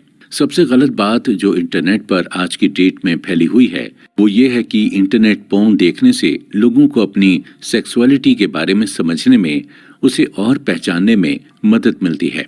कई यंगस्टर्स इसी फेक सेक्सुअलिटी की खोज में हॉटेस्ट मटेरियल इंटरनेट पर ढूंढते रहते हैं। उन्हें ये सिंपल सी बात समझ में नहीं आती कि सिर्फ एक इरेक्शन से उन्हें उनकी सेक्सुअलिटी का पता ही नहीं चल सकता। अगर लोगों को हॉट कंटेंट भेजते वक्त एक सडन अराउजल आता है या उनके अंदर पल्स ज्यादा स्पीड से चलने लगती है तो इसका मतलब सिर्फ ये है कि आपकी बॉडी सिर्फ हॉट स्टफ को देखकर रिएक्ट कर रही है। इसका उनके सेक्सुअल अट्रैक्शन से कोई लेना देना नहीं है। ध्यान देने वाली बात यह है कि सेक्सुअल इंटरेस्ट इंटरनेट की दुनिया में चेंजेबल है। यंग जनरेशन पोर्न देखते वक्त इतना कंटेंट बदलते रहते हैं कि कभी कभार उन्हें और चीजें भी सेटिस्फाइंग लगती हैं। एक यूजर ने अपनी कहानी शेयर करते हुए बताया कि वो वैसे तो गे है, लेकिन पोर्न देखते वक्त उनका इंटरेस्ट कभी कभार लड़कियों पर भी आ जाता है। 2016 की स्टडी के मुताबिक ये पाया गया कि मर्दों का पोर्न के टाइप को लेकर इनकंसिस्टेंट होना आम बात हो गई है। वो लोग किसी भी तरह का पोर्न देख लेते हैं। रिपोर्ट में ये बात सामने आई है कि 20.7% हेट्रोसेक्सुअल आदमी भी गे कंटेंट देखते हैं और 55% गे आइडेंटिटी वाले लोग हेट्रोसेक्सुअल पोर्न भी देखना पसंद करते हैं। लेकिन लोगों को सेक्स ओरिएंटेड पोर्न के बारे में ये पता होना चाहिए कि इसका बहुत बुरा असर इंसान की सेक्सुअलिटी पर पड़ सकता है। कई बार ऐसे कंटेंट्स ज्यादा कंज्यूम करने की वजह से इंसान एसओसीडी से जूझ सकता है। एसओसीडी का मतलब है sexual orientation obsessive compulsive disorder. इसके तहत इंसान अपनी सेक्सुअलिटी को लेकर बहुत एंग्जियस रहने लगता है। इस तरह के पोर्न सिर्फ हेट्रोसेक्सुअल्स को ही अपनी सेक्सुअलिटी के प्रति एंग्जियस नहीं बनाते, बल्कि सभी तरह की सेक्सुअलिटी इसमें शामिल है। किसी भी तरह का एसओसीडी एक सीरियस मेडिकल कंडीशन है। अगर आपको इसके सिम्टम्स दिखाई दे रहे हैं तो आपको जल्द से जल्द प्रोफेशनल हेल्थ केयर की मदद लेनी चाहिए। 2010 की जापानीज टाइम्स की रिपोर्ट के अनुसार यंग जापानीज लड़के सेक्स से अपना इंटरेस्ट खो रहे हैं। इस रिपोर्ट में देखा गया कि 16 से 19 साल के लड़कों में 36% लड़कों को सेक्स में कोई रुचि नहीं है। 20 से 24 साल के आदमियों में भी यही सामने आया। इनमें भी कुल 21% लोगों की रुचि कम होती दिख रही है। पर इस दौर में जापान अकेला नहीं है। फ्रांस में 2008 के सर्वे के हिसाब से 18 से 24 साल के आदमियों में 20% आदमियों को सेक्स में कोई इंटरेस्ट नहीं है। तो क्या इसका दोष पूरी तरह से पोर्न को दिया जा सकता है? 2015 की रिपोर्ट के मुताबिक यूएस के हाई स्कूल स्टूडेंट्स के बीच में सेक्सुअल एक्टिविटी 38% से गिरकर 30% पर आ गई है। रिसर्चर्स का मानना है कि सारा दिन कंप्यूटर स्क्रीन के सामने बिताने से और इजीली पोर्न का एक्सेस होने की वजह से सभी का ये हाल हुआ है। 2016 के सर्वे के अनुसार यंग लड़के सिर्फ और सिर्फ पोर्न का ही इस्तेमाल करते हैं अपने आप को अराउज रखने के लिए। 2017 की रिसर्च से पता चला है कि कई लोग ज्यादा एक्साइटमेंट के लिए असल सेक्स से ज्यादा पोर्न प्रेफर करते हैं। इन सभी डेटा से ये तो पता चल रहा है कि कैसे हमारी यंग जनरेशन के ऊपर इसका इतना खराब असर पड़ा है कि वो अपने आप को मेंटली और फिजिकली हार्म करने पर तुले हुए हैं। दोस्तों, अगले एपिसोड में हम देखेंगे कि कैसे पोर्न की वजह से लोग अपने रियल पार्टनर के प्रति आकर्षण खोते जा रहे हैं और इससे क्या क्या चैलेंजेस का सामना उन्हें करना पड़ रहा है। रिश्तों पर असर। क्या मैं असेक्सुअल हूं? इस तरीके का सवाल ऑनलाइन फोरम में अक्सर पूछा जाता है। अक्सर देखा गया है कि ऐसे लोग पोर्न देखते वक्त तो मास्टरबेट कर सकते हैं, लेकिन बिना पोर्न के नहीं। एक यूजर ने अपना एक्सपीरियंस शेयर करते हुए बताया है कि 15 साल की उम्र तक उसमें सेक्स का जोश बहुत था, लेकिन एक बार पोर्न देखना शुरू करने के बाद से ही वो अपने आप को लड़कियों से दूर रखने लगा था। इसी वजह से उसे काफी लंबे समय तक ऐसा लगने लगा था कि वो असेक्सुअल बन गया है, लेकिन सही इलाज मिलने के बाद से वो अब ठीक है। पोर्न की वजह से सिर्फ इंसान की सेहत ही नहीं बल्कि आपसी संबंध भी बिगड़ते जा रहे हैं। इसका सीधा संबंध विज्ञान से है। पोर्न देखने के बाद इंसान के अंदर जो केमिकल स्टिमुलेशन काम करता रहता है, उससे बॉन्ड बनाने में या किसी से प्यार करने में दिक्कत आती है। इंटरनेट पोर्न ब्रेन को इस कदर हाईजैक कर लेता है कि इंसान रिश्ता बनाना भूलकर पूरी तरह से बाकी जानवरों की तरह सिर्फ सेक्स करने के लिए ट्रेन हो जाता है। रिसर्चर्स ने ये तक पता लगाया है कि काफी ज्यादा स्टिमुलेशन प्रोड्यूस होने की वजह से इंसान के बीच का बॉन्ड कमजोर होने लगता है। 2007 की स्टडी के मुताबिक अगर एक आदमी कई आकर्षक लड़कियों की फोटो रोज देखे तो उसके अंदर उसके लिए पार्टनर के प्रति एक बोरियत आने लगती है। वो आदमी फिर अपने पार्टनर को हर स्किल में नीचे रखने लगता है, चाहे वो अट्रैक्शन में हो या इंटेलिजेंस में। पोर्न कंजम्पशन की वजह से ही लोग अपने पार्टनर को अप्रिशिएट करना भूल जाते हैं। 70 से भी ज्यादा स्टडीज में यह पाया गया है कि पोर्न की वजह से कपल्स के बीच सेक्सुअल प्रॉब्लम्स दिखाई देती हैं, जैसे अराउजल की कमी, सेक्स में गिरावट, रिलेशनशिप सेटिस्फेक्शन में गिरावट। ये चीज मर्दों में ज्यादा देखी जाती है। जैसे ही एक आदमी अपने आप को पोर्न से दूर ले जाने लगता है, उसके अंदर बाकी लोगों से, सोसाइटी से जुड़ने की एक आशा तैयार होती है। धीरे धीरे उसका सेल्फ एस्टीम, उसका सेंस ऑफ ह्यूमर, उसके आई कांटेक्ट करने की एबिलिटी ठीक होने लगती है। कई लोगों के लिए ये बदलाव कई महीनों का समय ले लेता है, लेकिन कई लोगों के लिए ये चेंज इतना जल्दी होता है कि उन्हें खुद भी यकीन नहीं आता। साइकोलॉजिस्ट फिलिप जिम्बर्दो के famous Ted talk the demise of guys में उन्होंने कहा था कि अराउजल, एडिक्शन जैसे पोर्न, वीडियो गेम आदि एक मेजर फैक्टर हैं लोगों के अंदर सोशल ऑकवर्डनेस और एंजाइटी भरने के लिए। इनकी थ्योरी के हिसाब से ज्यादा स्क्रीन के सामने बिताने से इंसान के अंदर नॉर्मल सोशल स्किल्स का विकास नहीं हो पाता है। जो लोग अपने दिल और दिमाग से पोर्न को हटाने में कामयाब हो जाते हैं, वो अपनी जिंदगी में नेचुरल रिवॉर्ड्स जैसी दोस्ती और पार्टनरशिप को वापस ले आते हैं। एक यूजर जो कुछ ही महीने पहले अपनी पोर्न एडिक्शन से ठीक हुआ है, अपना एक्सपीरियंस शेयर करते हुए बताता है कि आजकल लोग उसकी काफी तारीफ करते हैं और उसे अच्छा स्पीकर और मोटिवेटर भी मानते हैं। कई लोग जो अपने दिमाग को फिर से रिबूट करने में सफल हो जाते हैं, उन्हें अपने दिमाग में कई इम्प्रूवमेंट नजर आते हैं, जैसे क्लियर थिंकिंग, फोकस करने में आसानी, मेमोरी में इम्प्रूवमेंट आदि। इसका उल्टा रिसर्चर्स ने पोर्न की वजह से लोगों में परफॉर्मेंस की कमी, कंसंट्रेशन की कमी और एकेडमी परफॉर्मेंस में गिरावट की दिक्कतें देखी हैं। अगर कोई इंसान बिना एडिक्शन के भी पोर्न देखता है, तब भी उसके दिमाग का एक ग्रे हिस्सा सिकुड़ता हुआ पाया गया है।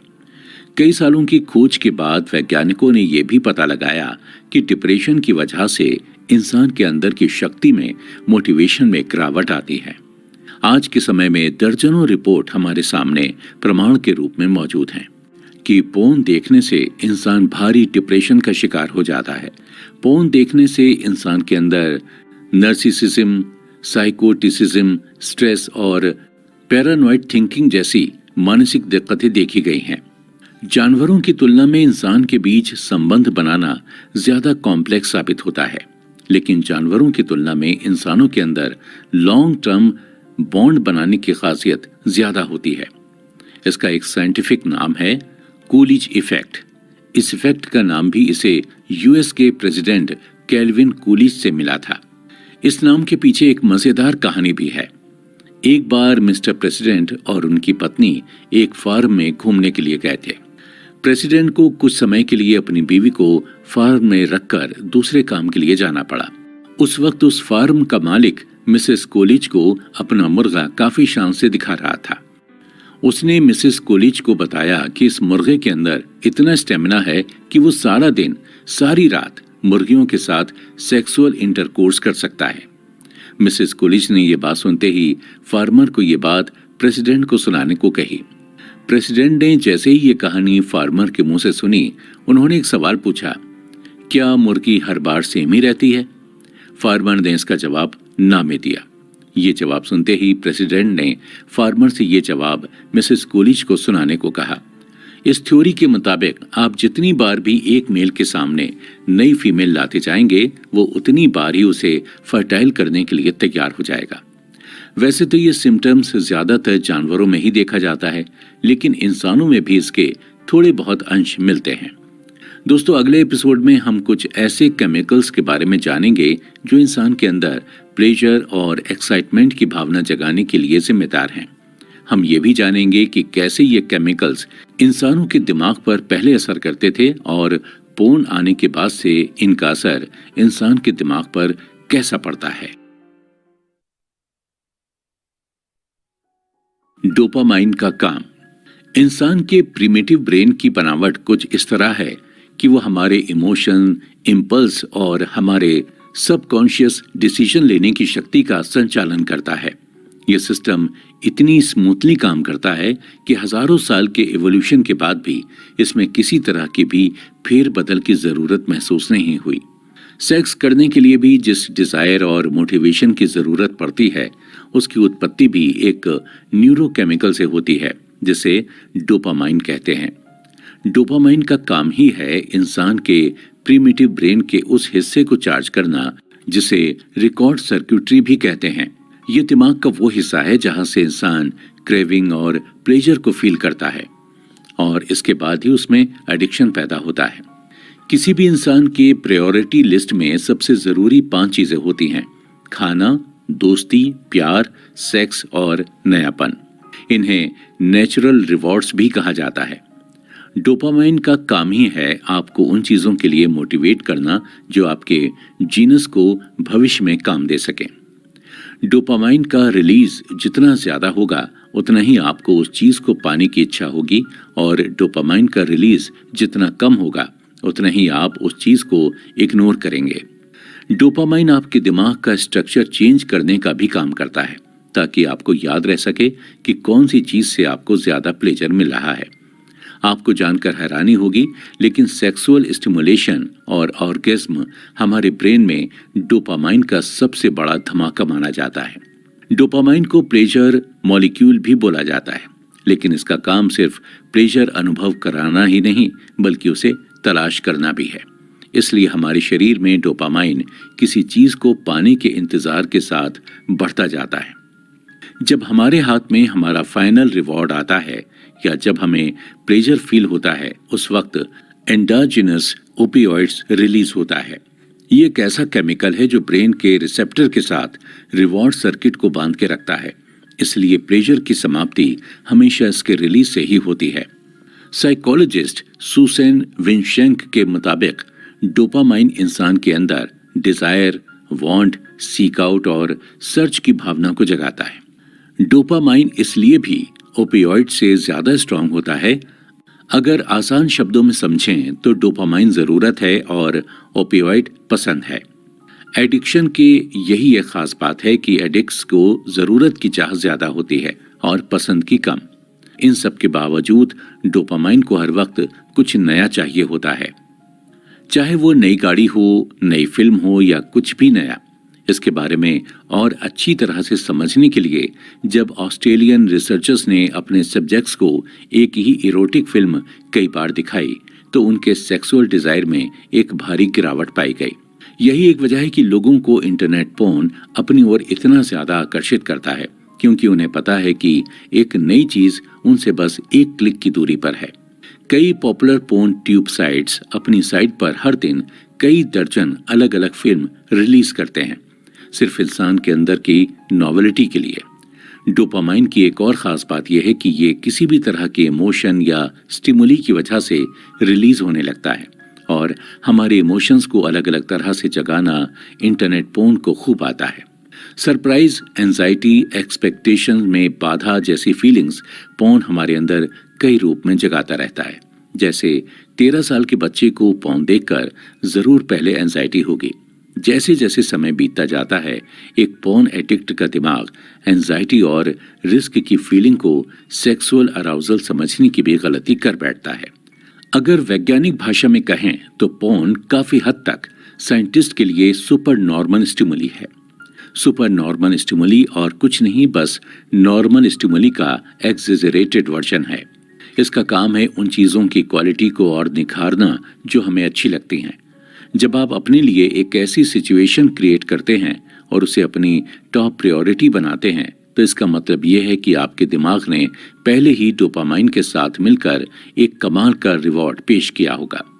इसी वजह से तो पोर्न मेडिसिन के सामने रियल पार्टनर का कोई कंपटीशन ही नहीं है।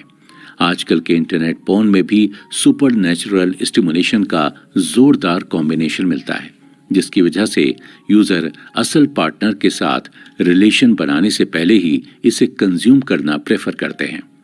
यूजर जब चाहे किसी भी मास्टरबेशन सेशन के बीच में एक क्लिक की मदद से अपने अंदर एक नया बूस्ट जगा सकता है। इंटरनेट पोर्न में ऐसी कई अनरियलिस्टिक चीजें ऐसी स्टिमुलेशन को जगाने के लिए दिखाई जाती हैं, जैसे डबल या triple penetration, artificially enhanced breasts, gang bang और भी ऐसी कई दर्दनाक चीजें। नोहा चर्च ने अपनी रचना एडिक्टेड टू इंटरनेट पोर्न में भी ये बताया है कि ऐसा नहीं है कि उन्हें रियल सेक्स पसंद नहीं है, बस बात यह है कि रियल सेक्स पोर्नोग्राफी के मुकाबले काफी कंफ्यूजिंग और मुश्किल होता है। आज के दिनों में सुपर नॉर्मल स्टिमुलेशन का जैसे कोई अंत नहीं है। इसे बढ़ावा देने के लिए इंटरनेट पोर्न के साथ साथ sex toys, virtual reality game और भी कई चीजें आ गई हैं। सच कहें तो सिर्फ पोर्न ही नहीं, लेकिन हमारे आसपास की सारी चीजें सुपर नॉर्मल स्टिमुलस से भरी पड़ी हैं। फिर चाहे वो खाना ही क्यों ना हो, हम आए दिन कितनी ही बेकार की चीजें जैसे कोल्ड ड्रिंक या एक बैग भर के चिप्स बिना कुछ सोचे समझे खा लेते हैं। उसी तरह पोर्न एडिक्ट्स भी कई कई घंटे पोर्न गैलरी में सही वीडियो ढूंढने में निकाल देते हैं। स्ट्रीमिंग ट्यूब साइट के आने के बाद से लोग अपने डोपामाइन को फिंगर टिप्स पर रखकर भी कंट्रोल कर सकते हैं। लेकिन लोगों को एक बात जान लेनी चाहिए कि पोर्न सुपर नॉर्मल स्टिमुलेशन के साथ साथ बहुत अलग किस्म के रिस्क भी लेकर आता है। पहली बात तो पोर्न आजकल 24 घंटे फ्री और प्राइवेट तरीके से लोगों के पास उपलब्ध रहता है और ज्यादातर यूजर्स पोर्न देखना अपनी प्यूबर्टी में ही शुरू करते हैं। प्यूबर्टी एक ऐसा समय माना जाता है जब इंसान का दिमाग डोपामाइन सेंसिटिविटी, एडिक्शन और सेक्सुअल प्लेजर को लेकर बहुत सेंसिटिव होता है। सबसे भयंकर सिचुएशन इन्हीं भावनाओं से उत्पन्न होती है, क्योंकि जब एक इंसान की भूख मिट जाती है तब उसे पता होता है कि उसके अंदर और खाना नहीं अटेगा। लेकिन पोर्न कंजप्शन की कोई फिजिकल लिमिट नहीं होती है। आप घंटों बैठकर इसे देख सकते हैं और आपको पता भी नहीं चलेगा कि आपके साथ क्या हो रहा है। पोर्न घंटों तक देखना मतलब मानो अपने आप को एक प्रॉमिस करना होता है इंस्टेंट प्लेजर देने का। लेकिन लोग भूल जाते हैं कि डोपामाइन का काम सिर्फ सेटिस्फेक्शन देना नहीं है, उसका काम है सेटिस्फेक्शन की चीज को ढूंढते रहना। पोर्न के अलावा ऐसी और कौन कौन सी चीजें हैं जिनसे इंसान एडिक्ट हो सकता है, और पोर्न को इन सभी से ज्यादा खतरनाक एडिक्शन क्यों माना जाता है, ये जानने के लिए हम बढ़ते हैं अगले एपिसोड की ओर। ब्रेन का फंक्शन। कई रिसर्चर्स के बाद पता चला है कि मेथाम्फेटामाइन या कोकीन इंसान के दिमाग में उसी तरीके का प्लेजर रिवॉर्ड्स भेजता है जैसा प्लेजर सेक्स करने के बाद महसूस होता है। कुछ नए रिसर्चर्स को ये तक पता चला है कि सेक्स के साथ इजेकुलेशन की वजह से हमारे दिमाग के रिवॉर्ड सर्किट में डोपामाइन पंप करने वाला सेल धीरे धीरे सूखने लगता है। यही सेम चीज ड्रग एडिक्शन के साथ भी होती है। एक रेट स्टडी के दौरान ये पता चला है कि सेक्सुअल अराउजल से कितनी मात्रा में डोपामाइन रिलीज होता है, उतनी ही मात्रा में लोगों के निकोटीन और मॉर्फिन लेने से भी होता है। सेक्स और ड्रग्स के इस्तेमाल से इंसान के अंदर डेल्टा फॉस बी नामक एक प्रोटीन जमा होने लगता है, जिसका काम है उन जीनस को एक्टिवेट करना जिनका ताल्लुक एडिक्शन के साथ है। इंसान के अंदर डेल्टा फॉस बी का लेवल बढ़ जाने से इंसान का दिमाग हमेशा उस चीज के लिए क्रेव करता रहता है। इन हार्मोन्स के अलावा भी ऐसे कई टेम्परेरी हार्मोनल चेंजेस ऑर्गेज्म के वक्त इंसान के शरीर में होते हैं, जैसे ब्रेन के एंड्रोजन रिसेप्टर्स का कम होना, प्रोलैक्टिन का बढ़ना, एस्ट्रोजन रिसेप्टर का बढ़ना आदि। ये सभी टेम्परेरी हार्मोन इंसान के अंदर चिप्स खाने के प्लेजर और ऑर्गेज्म के प्लेजर को अलग रखने का काम करते हैं। पोर्न और ड्रग्स के बीच इतनी समानता होने के बाद भी लोगों का इन दोनों चीजों को देखने का नजरिया बहुत अलग है। जो लोग ड्रग्स एडिक्ट होते हैं उन लोगों का दिमाग पोर्न के लिए भी वैसे ही काम करता है, लेकिन पोर्न एडिक्शन के केस में ऐसा नहीं होता है। कई लोग ये थ्योरी देते हैं कि जिस तरह से सेक्स डोपामाइन रिलीज करता है उसी तरह ड्रग्स और वीडियो गेम भी करते हैं। लेकिन ये बात समझने वाली है कि जरूरी नहीं कि बच्चे वीडियो गेम खेलकर खून खराबा करना ही सीखें। लेकिन जब टीनेजर्स असल इंसानों को सेक्स करते देखते हैं, वो भी ऐसी अवस्था में जब उनका दिमाग इन सब चीजों के लिए पूरी तरह मैच्योर नहीं होता है, तो उनके ब्रेन की हालत बिगड़ती हुई दिखती है। भले ही अल्कोहल, कोकीन या गेम से इंसान के दिमाग में रिवॉर्ड का अनुभव होता है, लेकिन ये सभी अनुभव इंटरनेट पोर्न के सामने कुछ भी नहीं है।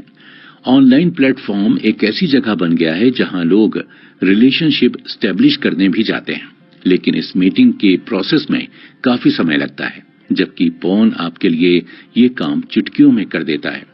लेकिन सोचने वाली बात यह है कि जब आपके ब्रेन को सुपर स्टिमुलेशन रिमोट का अनलिमिटेड एक्सेस होगा तो वो कैसे बिहेव करेगा। जाहिर सी बात है ब्रेन ऐसी सिचुएशन को अडॉप्ट तो कर लेगा, लेकिन अच्छे इंटेंशन से नहीं। पहले पहले तो पोर्न देखते वक्त मास्टरबेट करने से आपका दिमाग आपको सेटिस्फेक्शन के साथ साथ सेक्सुअल टेंशन और रिग्रेट्स भी देगा, लेकिन जब आपके दिमाग में ओवर स्टिमुलेशन की भावना तैयार होने लगेगी तब आपका ब्रेन आपके अगेंस्ट काम करने लगेगा। जैसा कि आपको पता है कि जिस तरह ड्रग्स लेना और सेक्सुअल अराउजल कहीं ना कहीं एक ही तरह से इंसान के सिस्टम में रिवॉर्ड की फीलिंग ट्रिगर करता है, उसी तरह सेक्सुअल कंडीशनिंग और ड्रग्स लेने की इच्छा दोनों एक ही तरह के ब्रेन चेंजेस इन्वॉल्व करते हैं, जिसे हम सेंसिटाइजेशन भी कहते हैं। अगर सरल भाषा में समझें तो डोपामाइन के रिलीज से जो स्पार्क निकलता है वो न्यूरोकेमिकल रिलीज इवेंट्स को मोशन में लाकर खड़ा कर देता है, जिससे इंसान के अंदर सेंसिटाइजेशन क्रिएट होता है। लेकिन जो मॉलिक्यूल असल में सेंसिटाइजेशन प्रोड्यूस करते हैं वो है प्रोटीन डेल्टा फॉस बी, और डेल्टा फॉस बी को ट्रिगर डोपामाइन ही करता है। डेल्टा फॉस बी को साइंटिस्ट ट्रांसक्रिप्शन फैक्टर भी कहते हैं। सेंसिटाइजेशन असल में न्यूरोलॉजिकल प्रिंसिपल्स के ऊपर बेस्ड है। ब्रेन का काम ही है सेक्सुअल एक्साइटमेंट वाले नर्व सेल्स को उन नर्व सेल्स के साथ जोड़ना जो यादें स्टोर करके रखती हैं, ऐसी यादें जिनमें आपको एक्साइटमेंट इमोशन फील हुए हैं। इंसान जितना ज्यादा एक्शन को रिपीट करता जाएगा उतना ही मजबूत ये सेल कनेक्शन आपस में होते रहेंगे। एडिक्शन एक्सपर्ट्स के मुताबिक ये यादें जो कि नर्व कनेक्शन में स्टोर्ड हैं उन्हें क्यूज या ट्रिगर्स कहते हैं। एवोल्यूशन के दौरान लोग एक भी अपॉर्चुनिटी अपने फेवर में मिस किए बगैर इन क्यूज को पहचान लेते थे। इसे अगर आसान भाषा में समझें तो एक शराबी के लिए दारू के ठेके पर जाकर शराब को सूंघना उसका क्यू होगा। ये सारी चीजें इंसान के साथ अनकॉन्शियसली होती हैं। उस मोमेंट पर सिर्फ इतना पता होता है कि उसे पोर्न देखना है, फिर चाहे ये उसके लिए मरने जीने का सवाल ही क्यों ना हो।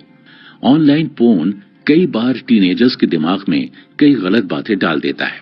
जैसे एक यूजर ने बताया था कि टीनेज की उम्र में उसे हमेशा यही लगता रहा कि जब लड़के लड़कियों के चेहरे पर इजेकुलेट करते हैं तो उन्हें बहुत अच्छा लगता है। शायद यही मिसकंसेप्शन उसे भी अराउज होने पर मजबूर कर रहा हो। 2004 के एक स्वीडिश रिसर्चर ने यह बताया कि स्वीडन के 99% यंग लड़कों ने काफी कम उम्र से पोर्न कंज्यूम करना शुरू किया है और उन्हें लगता है कि इसका इम्पैक्ट उनके सेक्सुअल बिहेवियर पर पड़ा है। लेकिन सवाल यह है कि आखिर टीन्स के दिमाग को कैसे पता चलता है कि उन्हें किस टाइप के पोर्न में इंटरेस्ट है। ऐसा देखा गया है कि इवोल्यूशन का एक हिस्सा 24 की उम्र तक ये जानना भी होता है कि सेक्स क्या है, चाहे इस जवाब की खोज उसे कॉन्शियसली या अनकॉन्शियसली ही क्यों ना करनी पड़े। इसे अचीव करने के लिए हमारा एडोलिसेंट ब्रेन हमारे आसपास मौजूद सेक्सुअल क्यूज के साथ अपने आप को जोड़ता है। कम उम्र के बच्चों का दिमाग यंग एडल्ट्स की तुलना में काफी स्ट्रांगली वेयर्ड होता है ताकि वो एक्सपीरियंस और अराउजल की स्थिति को जल्दी से जल्दी कैच कर सके। यही वो समय होता है जब टीन का दिमाग रिवॉर्ड पाने के लिए बहुत वल्नरेबल स्थिति में होता है। 2014 की कैम्ब्रिज स्टडी में पता चला कि एक एडोलसेंट का दिमाग उसी चीज को सेक्स समझता है जो उसके अंदर ज्यादा सेक्सुअल अराउजल क्रिएट करता है। जानवरों की और इंसानों की सेक्सुअल प्रेफरेंस और अट्रैक्शन में काफी फर्क होता है।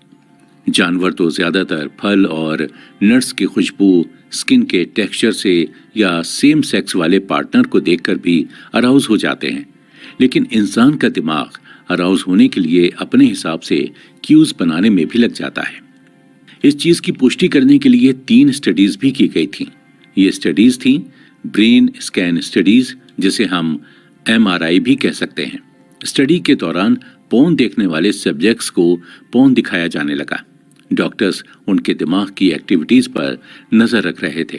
इस स्टडी में डॉक्टर्स चाहते थे कि वो अपने सभी सब्जेक्ट्स को पोर्न से जुड़ी इमेज दिखाने से पहले कुछ ऐसे सिंबल्स दिखाएं जिन्हें देखने से ही उनके सब्जेक्ट्स ये प्रिडिक्ट कर सकें कि ये सिंबल्स पोर्न से रिलेटेड हैं या नहीं। ये सिंबल्स थे ट्री या चेयर या केला। सरप्राइजिंगली जब भी सब्जेक्ट्स इन सिंबल्स को देखते थे तो उनके ब्रेन में कुछ सेकंड के लिए भी एक स्पार्क पैदा होता था वो इन सिंबल्स को सेक्सुअल अराउजल के साथ मानो खुद को जोड़ने लगे। ये सिंबल्स उनके लिए जैसे एक क्यू बन गया था। लोगों की जिंदगी में पोर्न के आने से पहले उसके लिए सेक्सुअल क्यूज या तो उसके पार्टनर्स या तो दूसरे लोग या आर रेटेड मूवीज हुआ करती थी। लेकिन जब से पोर्न आ गया है तब से लोग एक ही क्यू पर इस कदर अटके हुए हैं कि पोर्न अब पहले और सेक्स सेकेंडरी बन गया है। अभी तक हमने जाना कि पोर्न कैसे हमारे लिए और हमारी जनरेशन के लिए एक श्राप बनता जा रहा है। अगले एपिसोड में हम जानेंगे कि कैसे इस श्राप से हमेशा के लिए छुटकारा पाया जा सकता है। हम ये भी जानेंगे कि इसके लिए क्या क्या मेडिकेशंस की जरूरत है और किन चीजों को फॉलो करने की जरूरत है। Self control. जितने भी लोग आज तक पोर्न एडिक्शन से रिकवर हुए हैं उन्होंने कई सारे हेल्थ बेनिफिट्स तो पाए ही हैं, लेकिन उन्हें सबसे बड़ा बेनिफिट उनका खुद के ऊपर कंट्रोल फिर से वापस पाना है।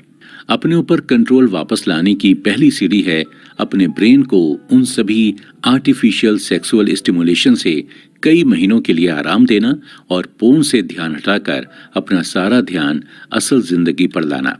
ये जो कई महीनों का खाली समय आप अपने ब्रेन को दे रहे हैं, इसके कई फायदे भी हैं।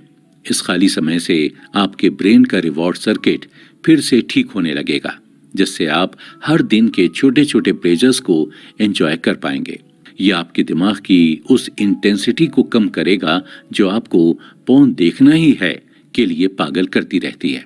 इससे आपकी विल पावर भी काफी बढ़ती है, क्योंकि जैसे ही आप पोर्न छोड़ते हैं आपके दिमाग का प्री फ्रंटल कॉर्टेक्स धीरे धीरे मजबूत होने लगता है और अंत में जाकर ये आपके स्ट्रेस लेवल को धीरे धीरे कम करने लगता है। ये जो मुझे पोर्न अभी देखना है की तलब है, इसे ठीक होने में कभी कभी महीने और कभी कभी साल भी लग जाते हैं, लेकिन धीरे धीरे प्रैक्टिस के साथ ये हमारे दिमाग में ही खत्म हो जाती है। इस प्रोसेस को रिबूटिंग भी कहा जाता है। ये एक ऐसा तरीका होता है जिससे आप ये रीडिस्कवर कर सकते हैं कि आपको पोर्न के बिना अपनी जिंदगी में क्या क्या पसंद है। इसके पीछे का आइडिया यही है कि आप अपने दिमाग में आर्टिफिशियल सेक्सुअल स्टिमुलेशन के फ्लो को पूरी तरह से बंद करके ब्रेन को फिर से रीस्टार्ट कर रहे हैं। लेकिन ध्यान देने वाली बात यह भी है कि हमारा दिमाग कोई कंप्यूटर तो है नहीं जिससे सारी यादें, सारी मेमोरी डिलीट कर देने से वो चले जाएंगे। ऐसा कभी नहीं हो सकता है कि आप अपनी सारी यादें हमेशा के लिए मिटा सकें। लेकिन फिर भी कई लोग अपनी पोर्न रिलेटेड समस्याओं के समाधान के लिए अपने ब्रेन को पोर्न से ही रेस्ट देते हैं। इस चीज को अचीव करने के लिए एक लंबे प्रोसेस से होकर गुजरना पड़ता है, क्योंकि पोर्न एडिक्शन से रिलेटेड जितनी भी प्रॉब्लमेटिक बिहेवियर या सिम्टम्स हैं वो सब एक तरह से हमारे ब्रेन से जुड़ चुके हैं। पोर्न रिलेटेड आदतों को बदलने के लिए हमें इन बिहेवियर को बदलना होगा ताकि हमारे ब्रेन का स्ट्रक्चर भी बदल सके। ब्रेन के फंक्शन में चेंजेस करने से कई बार देखा गया है कि हमारी जिंदगी में भी चेंजेस आ जाते हैं। एक इंसान के दिमाग को रिबूट करने के कई तरीके हैं। रिबूटर्स ने ये डिस्कवर किया है कि फेसबुक, डेटिंग ऐप और इरोटिक सर्वे साइट्स में इमेज देखना कई हद तक पोर्न से आराम दिला सकता है। ये एकदम उसी तरह है जिस तरह एक शराबी शराब की लत छोड़ने के लिए लाइट बियर का इस्तेमाल करता है। इसकी मदद से आप अपने ब्रेन को वही स्टिमुलेशन दे पाएंगे जिससे आपका ब्रेन फैमिलियर है, पर बिना किसी पोर्न के हार्म के। अभी आपका मेन गोल यही है कि बिना मोबाइल स्क्रीन के असल इंसान के साथ कैसे प्लेजर की खोज की जा सकती है और कैसे आप प्यार और जिंदगी के लिए अपनी भूख वापस ला सकते हैं। शुरुआती समय में ये रिबूटिंग का पूरा प्रोसेस काफी चैलेंजिंग महसूस हो सकता है। आपके ब्रेन को डोपामिन का टेस्ट न मिलने की वजह से वो आपकी पूरी बॉडी को पोर्न क्रेव करने के लिए फिर से ट्रिगर कर सकता है। लेकिन फ्रीडम उसी में है जब आप अपनी सेंसिटिविटी को वापस नॉर्मल पर ले आएंगे और आपका एडिक्शन कम होता जाएगा।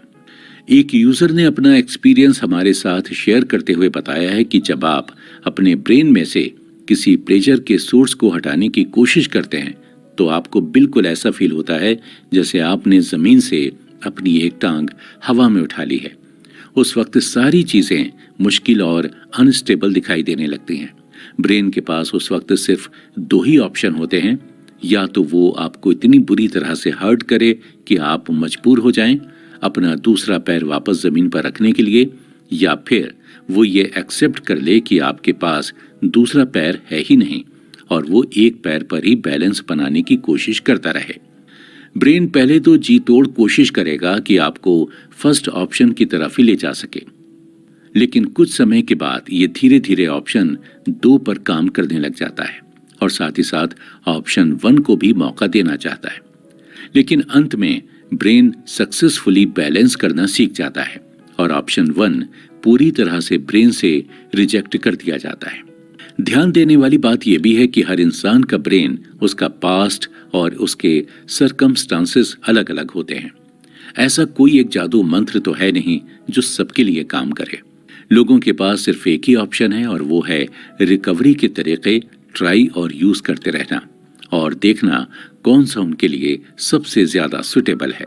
कई लोग अपनी शुरुआत छोटे गोल से करते हैं, जैसे 100 दिन या 3 महीने पोर्न न देखने का एम, जिससे उन्हें अपने इनिशियल गोल तक पहुंचने में आसानी हो सके।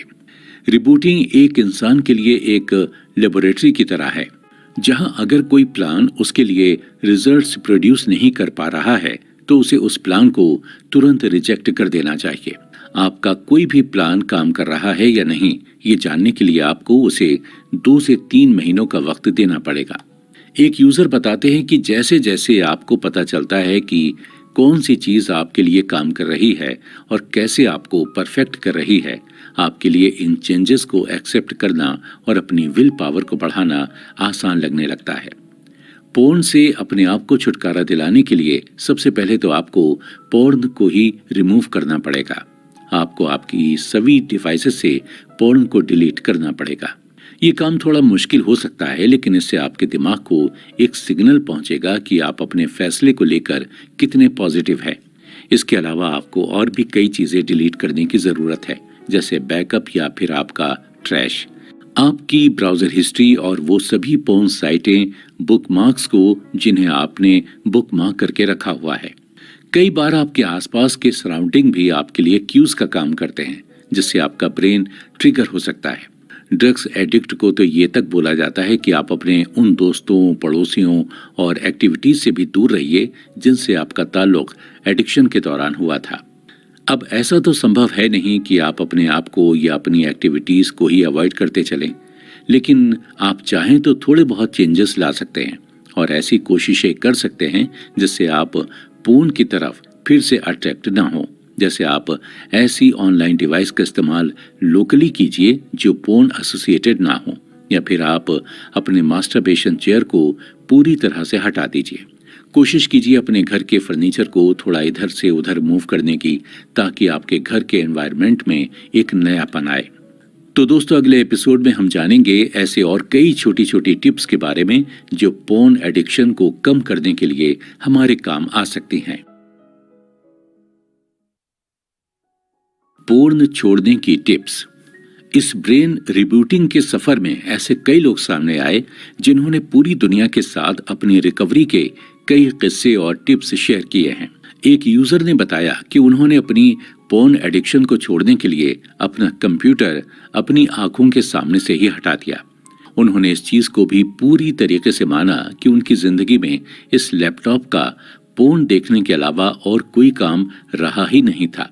एक यूजर ने तो अपना पूरा डेस्क और बैठने की चेयर ही बदल डाली, क्योंकि उसके हिसाब से वो चेयर उसके लिए बैठने में कंफर्टेबल नहीं थी और इसलिए उस चेयर पर से वो जल्दी हट सकता था। अगर आप चाहें तो पोर्न ब्लॉकर या एड ब्लॉकर का भी इस्तेमाल कर सकते हैं। ये एक तरह से इंटरनेट की स्पीड बम्प्स के जैसा है।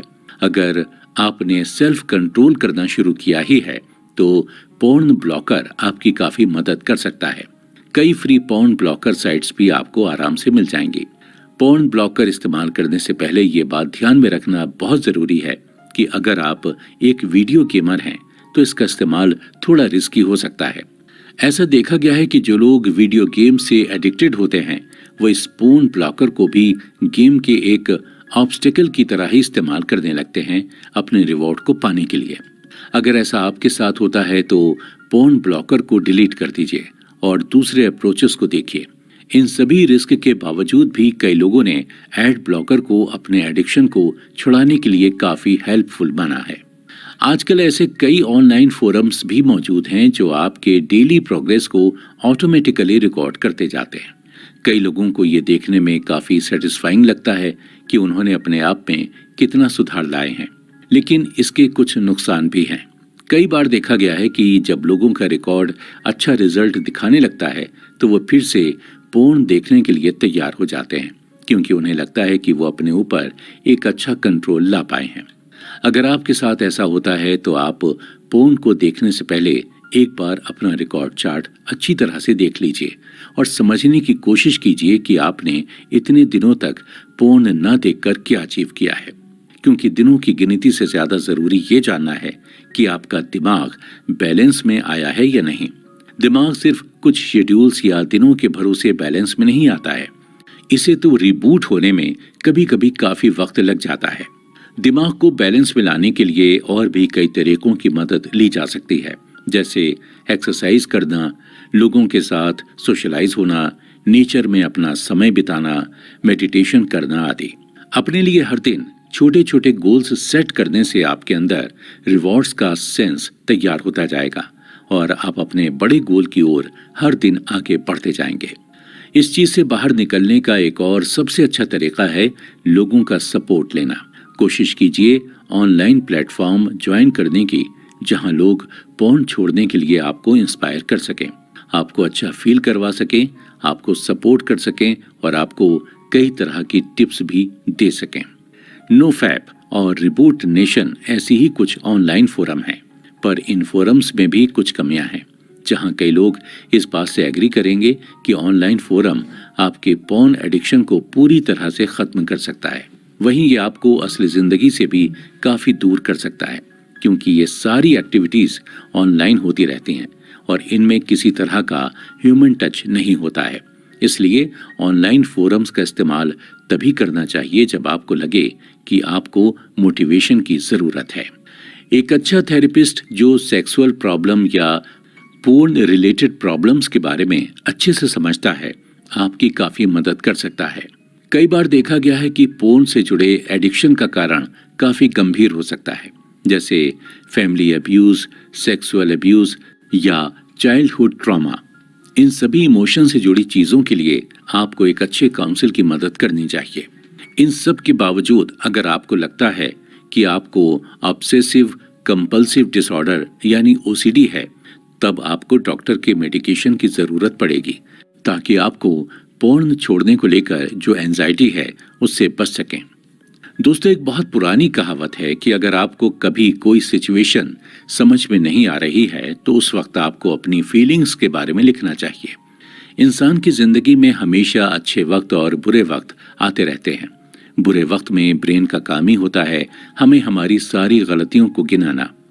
इन्हीं सब मुश्किल के दिनों में भी खुद को मोटिवेटेड रखने के लिए आपको हर दिन जर्नल लिखना चाहिए। हर दिन जब आप अपनी छोटी छोटी अचीवमेंट्स के बारे में लिखेंगे तो मुश्किल के समय में जब आप डायरी खोलकर उसे पढ़ेंगे तो आपको मोटिवेशन मिलेगा। ऐसे कई ऑनलाइन फोरम्स मौजूद हैं जो फ्री जर्नल्स भी प्रोवाइड करते हैं। अगर आप चाहते हैं कि आपकी जर्नल कोई ना पढ़े तो आप उसमें पासवर्ड भी लगाकर रख सकते हैं। ये बहुत अच्छा तरीका होता है खुद के साथ एक अच्छा रिश्ता बनाने का। अपने दिमाग को रिबूट करने का एक और ऐसा ही मजेदार तरीका है और वो है एक्सरसाइज करना।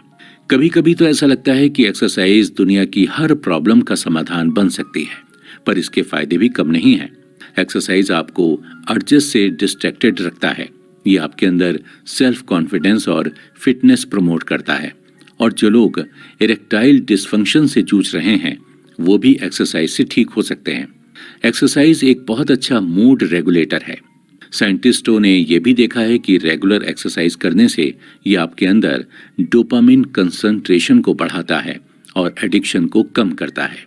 एक यूजर ने अपना एक्सपीरियंस शेयर करते हुए बताया भी है कि एक्सरसाइज से सिर्फ उसकी फिजिकल हेल्थ पर ही नहीं बल्कि उसकी मेंटल हेल्थ पर भी बहुत अच्छा असर पड़ा है।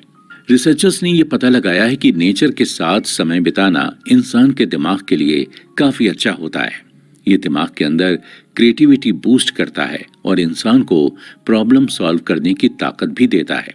रोज मेडिटेशन करने के बेनिफिट्स के बारे में तो आज के समय में सारी दुनिया को पता है, पर मेडिटेशन उन लोगों के लिए काफी आरामदायक हो सकता है जो आए दिन अपने आप को स्ट्रेस की सिचुएशन में पाते हैं। वैज्ञानिकों ने पता लगाया है कि ये किसी भी इंसान को रैशनली सोचने के लिए और अपने आप को कंट्रोल में रखने के लिए काफी मदद कर सकता है। इसलिए सभी पॉर्न एडिक्ट्स को कम से कम एक बार तो मेडिटेशन अपने रूटीन में ऐड करके देखना चाहिए। ऐसा देखा गया है कि जो लोग अपने आप को सक्सेसफुली रिबूट कर पाए हैं, उन्होंने अपने आप को कहीं ना कहीं पूरी तरह से एक्सेप्ट किया है और अपने आप से प्यार भी जताया है। इस पूरे सफर में उन्होंने ना तो अपने आप को शर्मिंदगी महसूस होने दी है और न ही अपने आप को बुरा भला कहा है। आपको ये समझना होगा कि सेक्स एक फंडामेंटल ड्राइव है जो इंटरनल स्टिमुलेशन को जन्म देती है और ये सारे बदलाव आपकी बॉडी के अंदर ही रहते हैं।